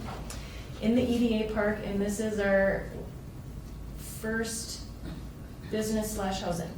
So this is the veterinary park that we talked about before. It's a pretty big deal. So we've sold quite a few lots and there's been groundbreakings, and I apologize to those residents that are currently there that we didn't do a ceremony for you, but this is kind of a big deal for Cook County to have a business move into our park that will also be a residence for the owner of the business. And I cannot make that ceremony. I'm working that morning. So if there's any commissioner that's available on August 27th, there will be golden shovels and a groundbreaking opportunity. I would hope if a commissioner's not available, I would plead with my administrator if he's not at a race. Do you have the time? 9 a.m. 9 a.m. on Saturday, so it'll be quick, but I'm unfortunately working. So if any of you could do that, that would be, Put it on my book. thank you, greatly appreciated. I'm trying to get my schedule changed, but I don't think it's gonna happen. Commissioner Storley, can you do WTIP tomorrow? Yes, I can. Thank you. And then, no one else has any commissioner? Yeah. There's other items on the agenda, but are there commissioner reports, meetings to know, or updates before I just start shoving things along? All right, so. Our Commissioner Hall, Jan Hall, was on that team, as well as former County Administrator Jay. And in those union negotiations, we had discussed with the various bargaining groups how we would come to an agreement on what we could do to help in relationship. One of our primary objectives in the negotiating team, consisting of former County Administrator and former Commissioner Jan Hall, was to create a culture of trust, and also uniformity amongst bargaining groups, and then fiscal responsibility. To their request was to say representation on the Cook County Personnel Committee. This was a request that was made to us, and the bargaining group response that was in the draft letter, in the letter that was submitted back to CCEA, was the current employee contract does not refer to personnel committee operations. Its functions remains a subject of managerial rights, which is identified in Article 4, managerial rights. However, the county considers this proposal of interest consistent with values we hold in support of our employees. Outside of contract language, we propose appointing ex officio representatives, one from each of the county bargaining units, to the Personnel Committee. The response that came back from the CCEA group to us as a negotiating team was the CCEA appreciates an opportunity to be integrated into the Personnel Committee. However, we request full recognition on the committee along with voting representation. This is something that obviously was an important component of our negotiating. I am the only link to that negotiating group, moving forward with the negotiating group that has recently negotiated our agreements, and it came up again, and it was one of the points that was frustrating to the CCA group that we did not follow through on that, and I bore the responsibility for that, acknowledged that I am the only one that would have been able to carry that request forward, and so I certainly should have had that underscored going into this negotiating opportunity. So May 3rd, 2016, after our negotiations, we said, I believe that we have made, this is a letter now that came from the negotiating committee, which consisted of Commissioner Heidi Dukirk, myself, and County Administrator Jeff Cadwell. Thank you for meeting with us today. I believe that we have made a great deal of progress in the last couple of weeks, and I hope that we can demonstrate our willingness to work with members of CCEA to promote workplace that values all of its employees. Additional items that we just discussed included representation on the Personnel Committee and the formation of an Employee Benefits Committee. Whether these items are reflected in a specific bargaining unit contract or become a part of the county personnel handbook is yet to be determined, but we are committed to addressing each of these issues. With the action that, in the Personnel Committee, which Commissioner Moe sits on and I sit on, with the retirement of two individuals that sat on that committee, we had an opportunity to revisit it. In the discussions we had in the committee, I had voiced that it would be good if we had representation from departments. I failed to recognize that this was the opportunity to address the issue relative to representation from the CCEA group. In raising the issue as to representation, it was going to be referred to the MAP team to make a determination on how we would realign representation on that personnel committee. In view of the communications that we received relative to the concerns of CCEA in the recent action taken with an employee in their group, I would like to request that just recommend that maybe Jeff, as County Administrator, we could set up a meeting with the Personnel Committee to address the issue and come back with a recommendation to the full board on this issue. I think that it's very important relative to what we've stated in the past and what we've committed to.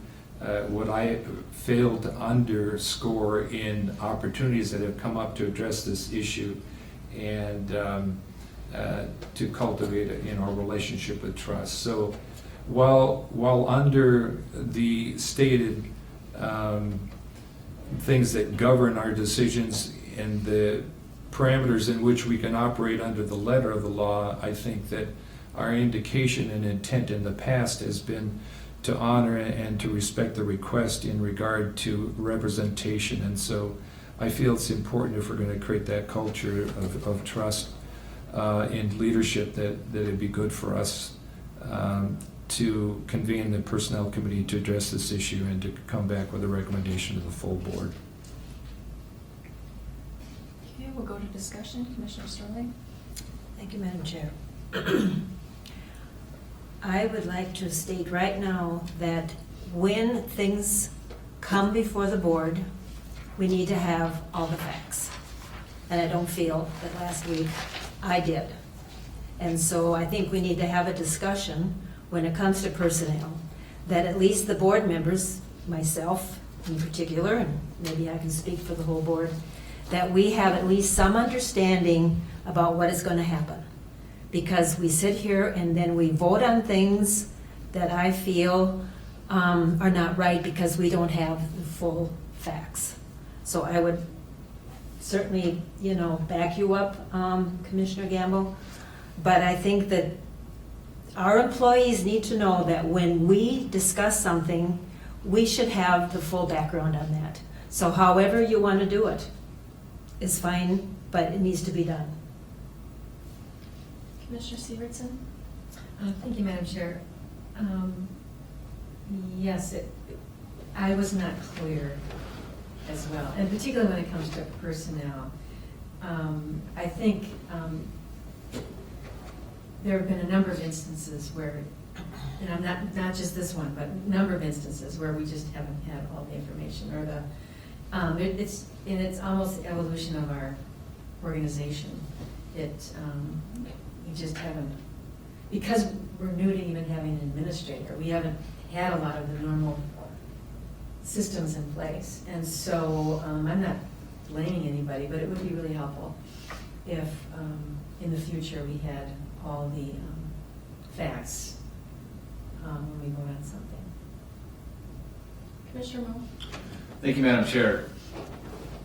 I stated something to this effect earlier, but I just wanted to apologize, at least, and I think on behalf of the board, but I'm sure on behalf of myself, that we didn't handle this issue very well. Commissioner Gamble laid out the timeline, but in the Personnel Committee, and maybe mistakenly so, but I was of the understanding that the affected employees would be talked to, one, and then two, ultimately we'd have employee representation on the Personnel Committee. I expect that we now will, and I would support Commissioner Gamble's request to reconvene the Personnel Committee. In that, I would like to have a recommendation that we could work with CCEA and the rest of our employees to make sure that we're having the appropriate representation on our Personnel Committee. I mean, any decision that we made that affects personnel, we need you there, obviously, so we make an informed decision. And I'm guessing there will be others in the future, so I hope that we can do that. I request that be done. Yeah.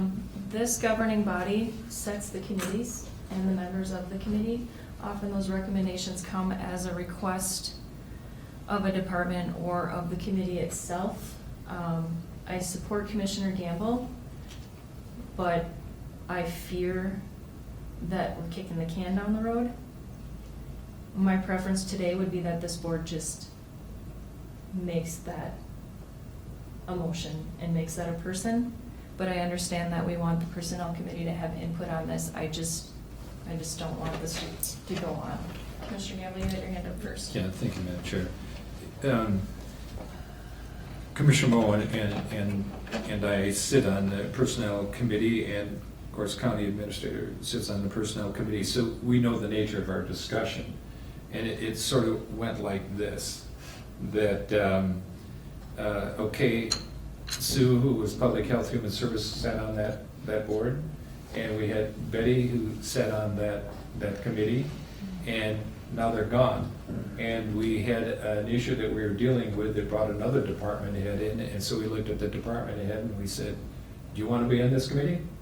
And I think we need to be more intentional. The other point about it is that given its significance, we've got a lot of changing components. We've got a change in governance, we've got a change in positions, we've got change in committees, And we've got a comp classification study that's going on right now, and that prompted, the frustration we've had in the classification determinations when we've looked at that. And we've had long-seated members on the Personnel Committee that said, well, we're looking at this with a lot more scrutiny than in past committees. And so I'm basically just going over my experience in the evolution of the committee. And we said, well, it makes sense right now that if we have a structure that defines how we classify, we don't have to have a committee sitting there talking about it. We've got personnel and human resource, county administrator, as long as we know their consistency, similar to what we said relative to the towers policy today. If we create a structure that enables staff to be able to work within that structure, we have confidence in that structure. And so there are changes that are being made. Again, when we went into this second union negotiation, in my experience as a commissioner, I took rightfully so a lot of heat for not following through on that, even though the circumstances were what they were. And then to come to another opportunity to address this, it's frustrating. And so my point is, we have an opportunity, there are changing things, but we can't forget those things that are the most important, those things that we've committed to. And I would agree, we could just make a motion, but I think, and this is sort of why I walked through this journey of the evolution of the Personnel Committee, we need to do this intentionally and look at representation, and the CCEA group is requesting full recognition on the Personnel Committee along with voting representation.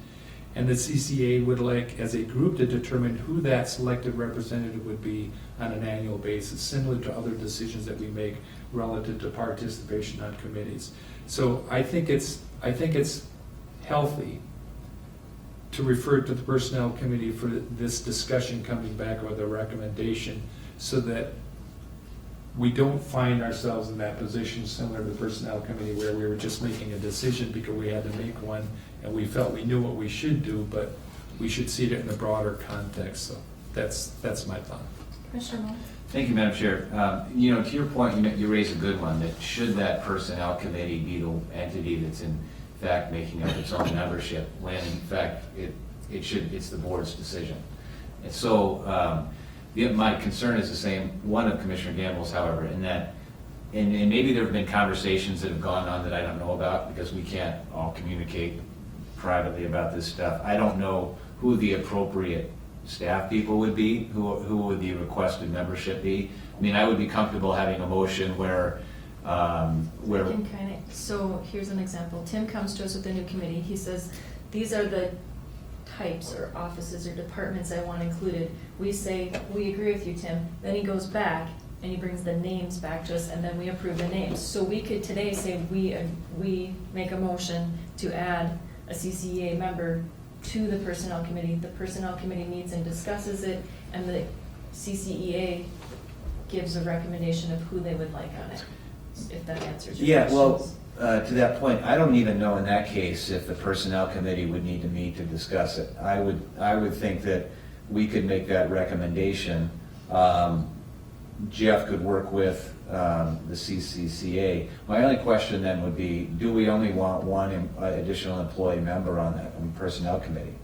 I think there's a good argument to be made that we make 2 additional appointments. And in that case, then, I would be comfortable with that motion. One of those appointments being from the CCCA.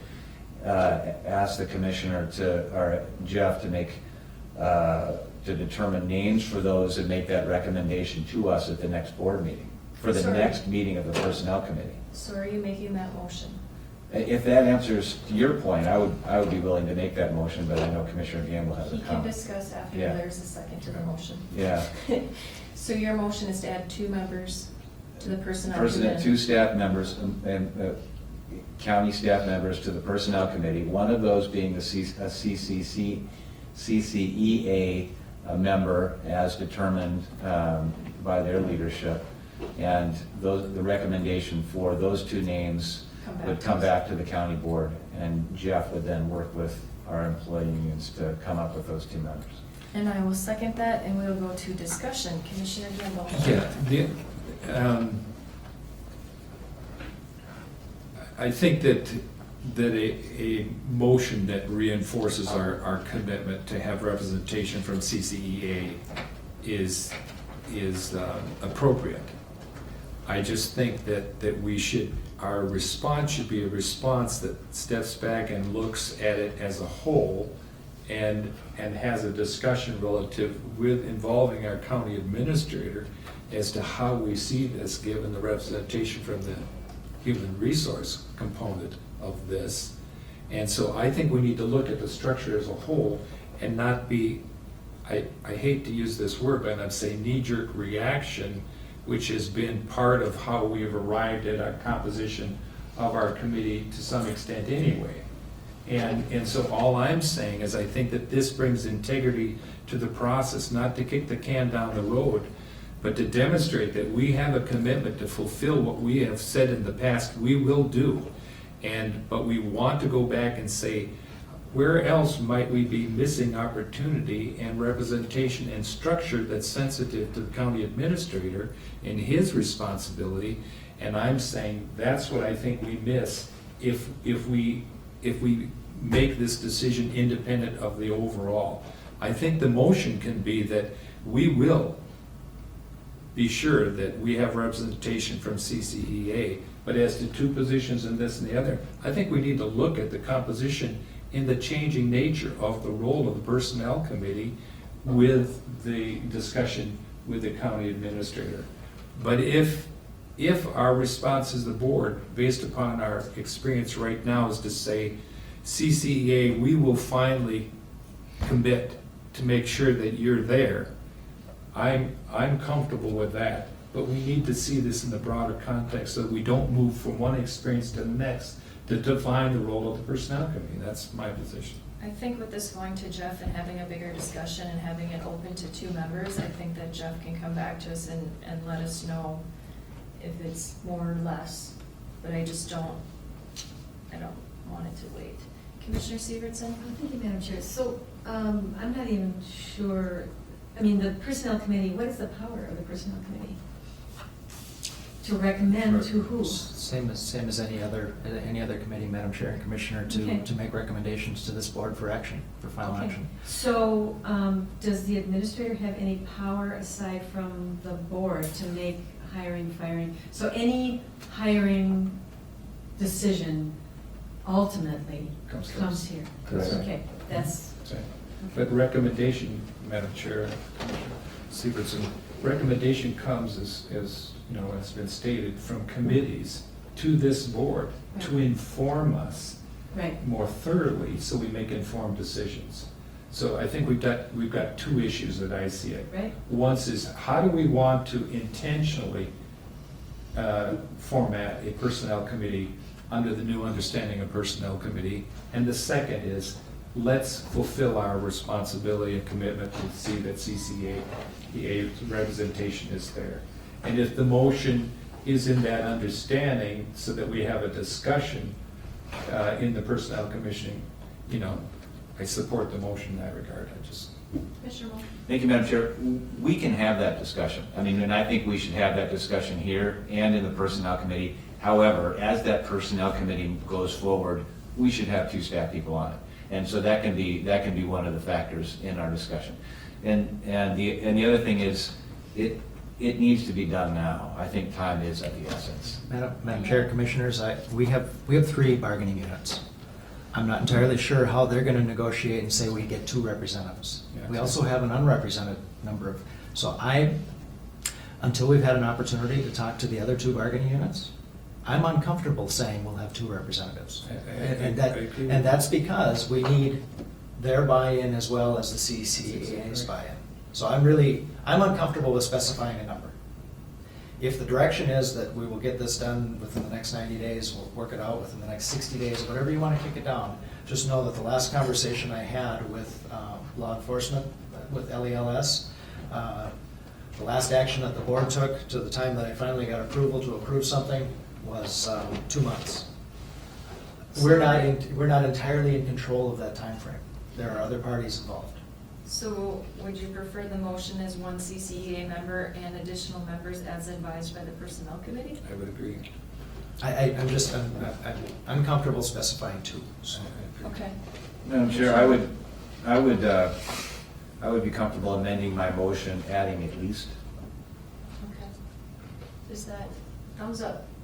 All right.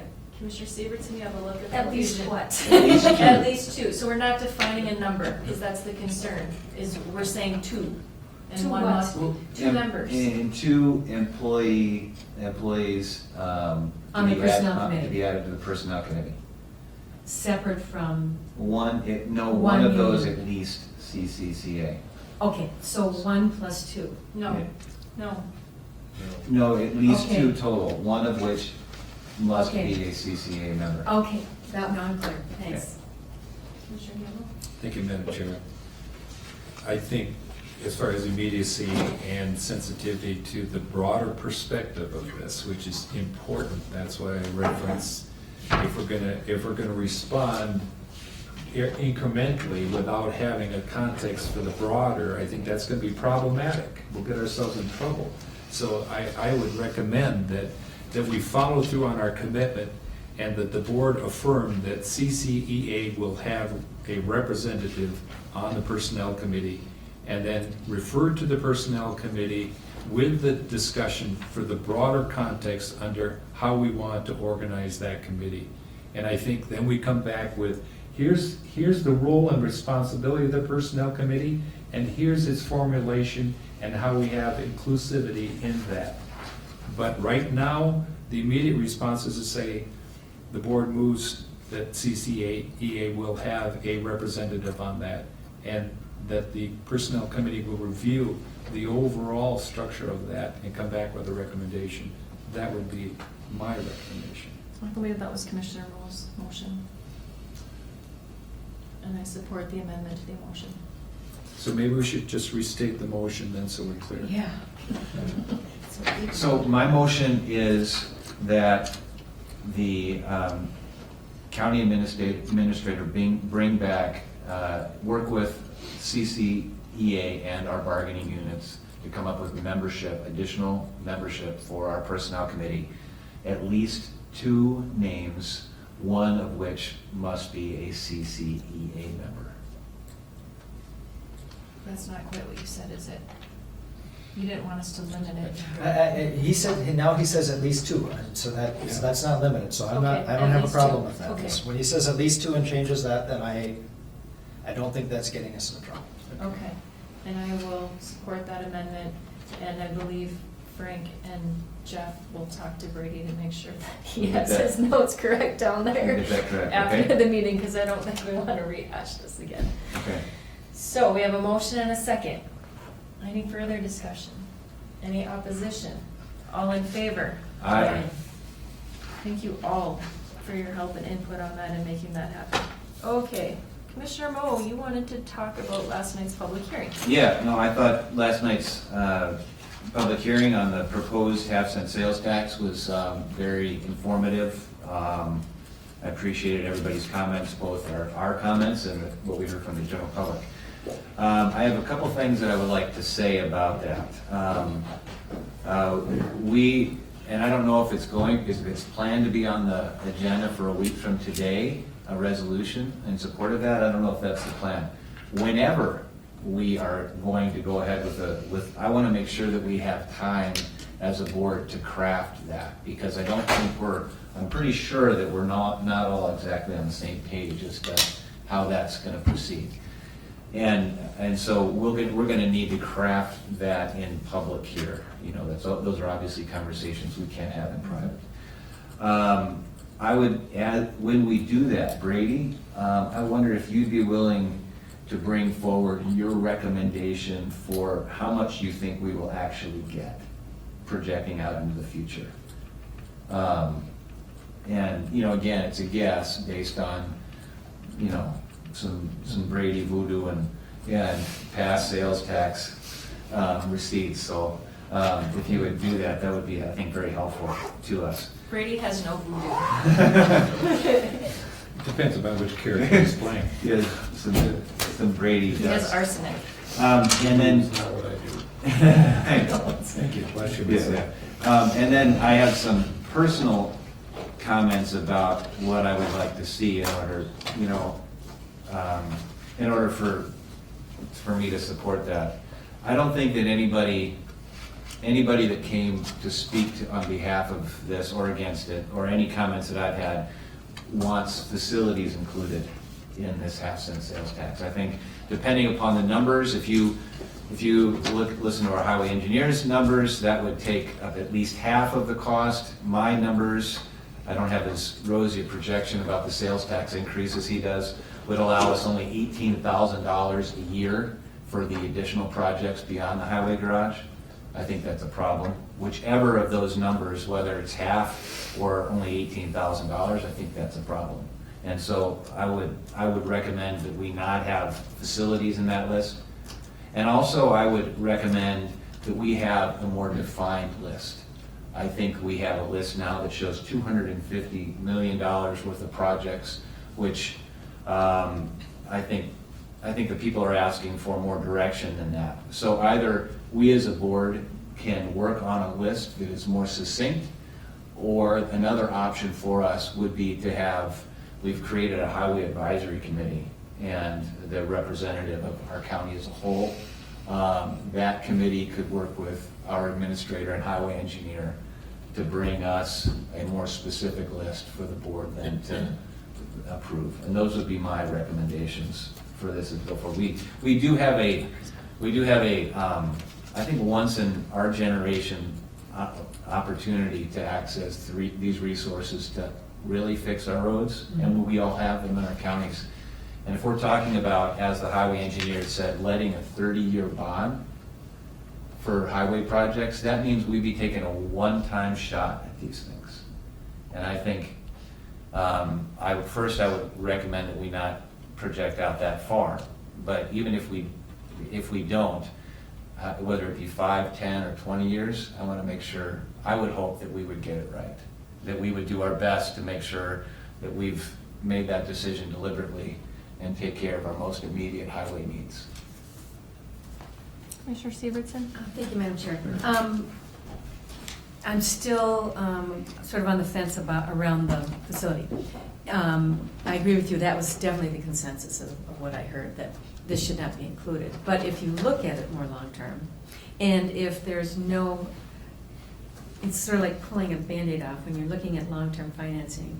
You kind of want to include as much as you possibly can in it to solve as many of your problems as you can.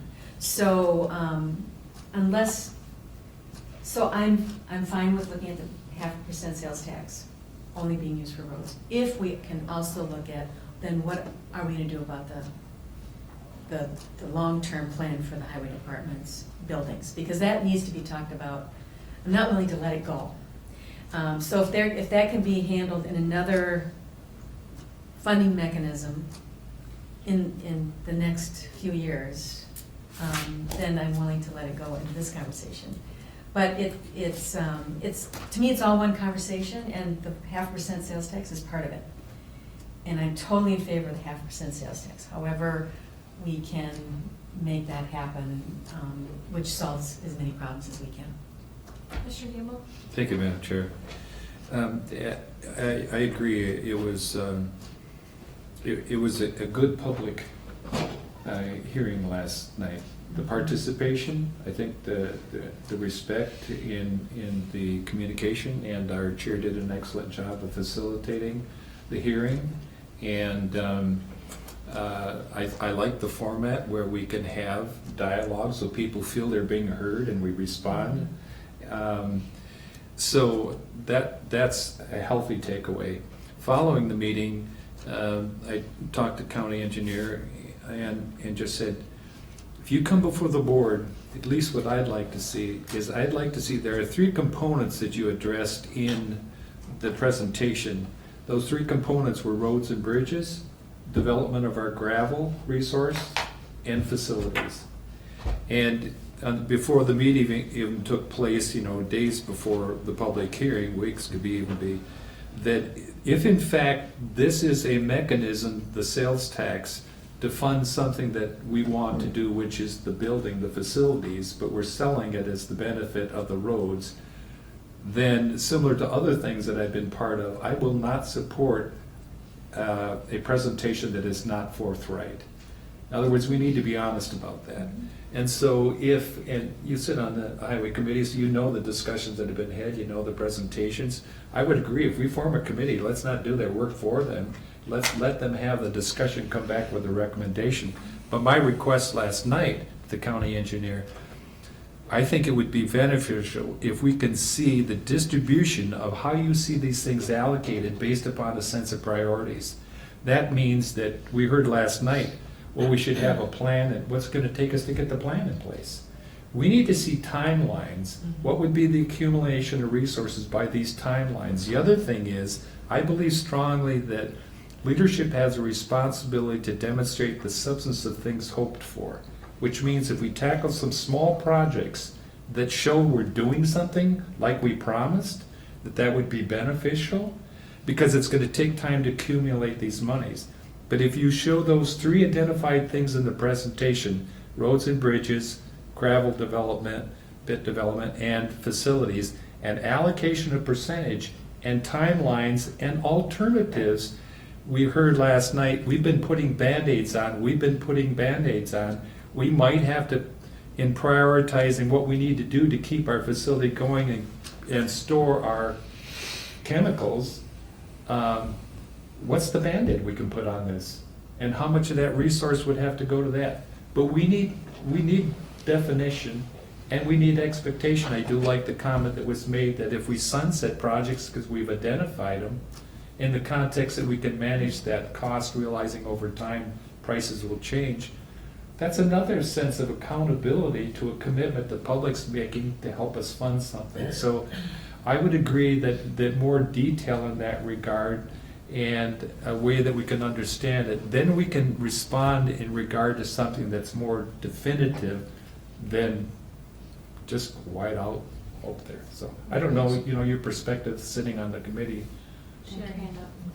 Commissioner Storley. Our next committee meeting would be the first week of September. But since everything is so fresh in our mind right now, I would encourage another discussion at another meeting, and then taking copious notes as I can, take all that and bring it to the highway committee. And maybe with Brady understanding the money part and how that would affect what we do, and then having the county engineer get all those in place. So does this board feel an hour is enough time on our next week to have this discussion? Or do you need more time? I think, well, it'd be up to the rest of the board, but I think an hour is at least what we would need. If we feel like we need to move forward with this relatively soon, really, we're not gonna collect it still starting in January, but I'm sure we need to make a decision well before that to be ready to go. We do, because the state needs a notification period. Right. The state needs a When notification. is that by? 60 days. 90. 90, okay, so, they changed. So Back up. from the time that we asked, they need at least 90 days. So we don't have to start collecting January 1st. Madam Chair, if I could, I would phrase the question, what staff needs to do is to figure out what the will of this board is, because crafting the resolution that says we'd like to participate in this half-cent sales tax is, we can take anybody's resolution and there it is. The appendix, the list, is the thing that needs the conversation. Now, this board is ultimately going to be the authority to prioritize these projects. Do we want to leave the door as wide open as we can, or do we want to scale it back? Bruce Kimmel's presentation back in June demonstrated that we had the capacity to do about $30 million worth of projects over a 15-year period. How many of those projects would we list over a 15-year period to say that we have capacity for approximately $30 million? Would we list approximately $75 million so that we had some flexibility? Because we know that we're going to have state and federal funding to offset some of those costs. I am not at all convinced that we need to do a major $12 million highway facility. I am not. We have not We have not done any development for me to recommend that. Although everybody's identified, we do have facility needs. Right. To take the facilities completely off of that list means that we are putting the financing the facility completely on levy. Yeah, can't do that. So I'm asking in a general sense for the direction for us to prepare something for this board to consider is, do we need to narrow the scope? Do we need to knock the list down to $75 million so that we can look at, we can't look at a capital plan of 5 to 10 years because it takes 5 to 10 years of planning to get to some of those things. So I think that Bruce Kimmel's recommendation of a plan that goes out to 2030 is really the shortest scope we could look at to do something that has an impact. And that's the direction that we need Brady to put the numbers together. We can use Bruce's resources to work with engineering staff. That's the kind of information that we need to be able to get you to the point of being comfortable making a decision. And that's simply creating a framework. That's still not prioritizing the projects. That's still, how much money are we going to spend in engineering and development going forward and doing that? And then how much of that are we going to do in current cash, and how much of that are we going to bond for and allocate those payments for payments of that debt? And is that the discussion we can have next week? I think that's the discussion that we could have next week. Okay. Commissioner Moe, you had your hand up first. A couple things. I want to address Commissioner Sievertson's point about facilities. We've talked about facilities a lot. I mean, and so not just the highway department. Mhm. We have deferred maintenance needs and everything. Mhm. You know, all aspects I of know, our. every conversation, it's Yeah. a bigger conversation. And so Yeah. I'm not saying that we just ignore that. I mean, and you know, I've worked with you on the YMCA project, and that's something that I think I understand, at least I'm working to understand, you know. So I think we should do that in the aggregate, all of our county facilities, and plan accordingly. I do believe if a highway garage is on our list, and it says 12.4 now $1 million, but our experience, recent experience, and any of the experience that I've had with public facilities, they've never come in at budget. So Personal experiences. yeah, or my personal experience as my bank knows. So we can expect that number would be greater, and I also believe that if it's on the list, it's going to happen. And so we need to just admit that if we are passing this half-cent sales tax increase, that it's largely there's a significant component of that, whether you believe it's half of it or more than half, as I do, of that will go toward that highway garage. And I just think we need to be honest about that. But if we can have this discussion more at length at the board meeting, I think that would be great. Commissioner Gamble? Yeah, thank you, Madam Chair. Yeah, I think the public wants to know, what do I get for my money? And with the discussion we heard last night, it's a matter of our roads need help. And what we said is, we're not getting help at the federal and the state level. And our county engineer works to try to maximize available dollars through trading and bargaining and whatever else he can in order to be able to get monies, because we're not getting help. And so then we have to levy for what we're doing. And our levy is an outright pittance in trying to address real need. So we have to come back and take the responsibility ourselves to say, what can we do to address real need? And then we need to be clear on what it is we will allocate those dollars to. And if the public says, I'm in agreement with that, which is both stewardship of facilities and dealing with the road, but the facility things needs to be put in perspective. We've asked different departments and we've asked different organizations that we are responsible to or partnership with, you need to do something to maintain your facilities. And so they come back and they say, here's what we need then. And then we say, well, we don't have the money to do that. It's very discouraging, but it doesn't deny the reality that we need to do something to address facility. But we want realistic expectation. So when it comes to the highway department, what can we do to put a Band-Aid on this in minimal and what would be best case scenario. Now look at roads and bridges. What could we do to put a Band-Aid on some of these things that are most needy, and what could we do if we had more monies? Where would your priorities be based upon your knowledge and expertise as a county engineer? And then what are we gonna save long-term relative to gravel that is gonna give us more money to put elsewhere because we've got these land exchanges? If I could see that, I'd have a better context to understand what I'm going, or to affirm. But, and then the hope for is that maybe the state or the federal will break some money loose and not hold hostage to light rail and say, hey, yeah, you people do need some money too. And then we would have more money, not because what we're gonna bond for is gonna give us everything we need, but we'd have more to be able to do something with. But it's an unknown. So we're gonna have this discussion next week. Jeff will get it on the agenda and We'll do it after lunch next week. Okay, we're good. Everybody have their Snicker bar. Bring your Snicker bar. I better go have mine right now. So So move adjourned. okay, so that was Commissioner Gamble first and All right. Commissioner Moe second, so we're adjourning. Thank you so much. Thank you all. Is he talking to you?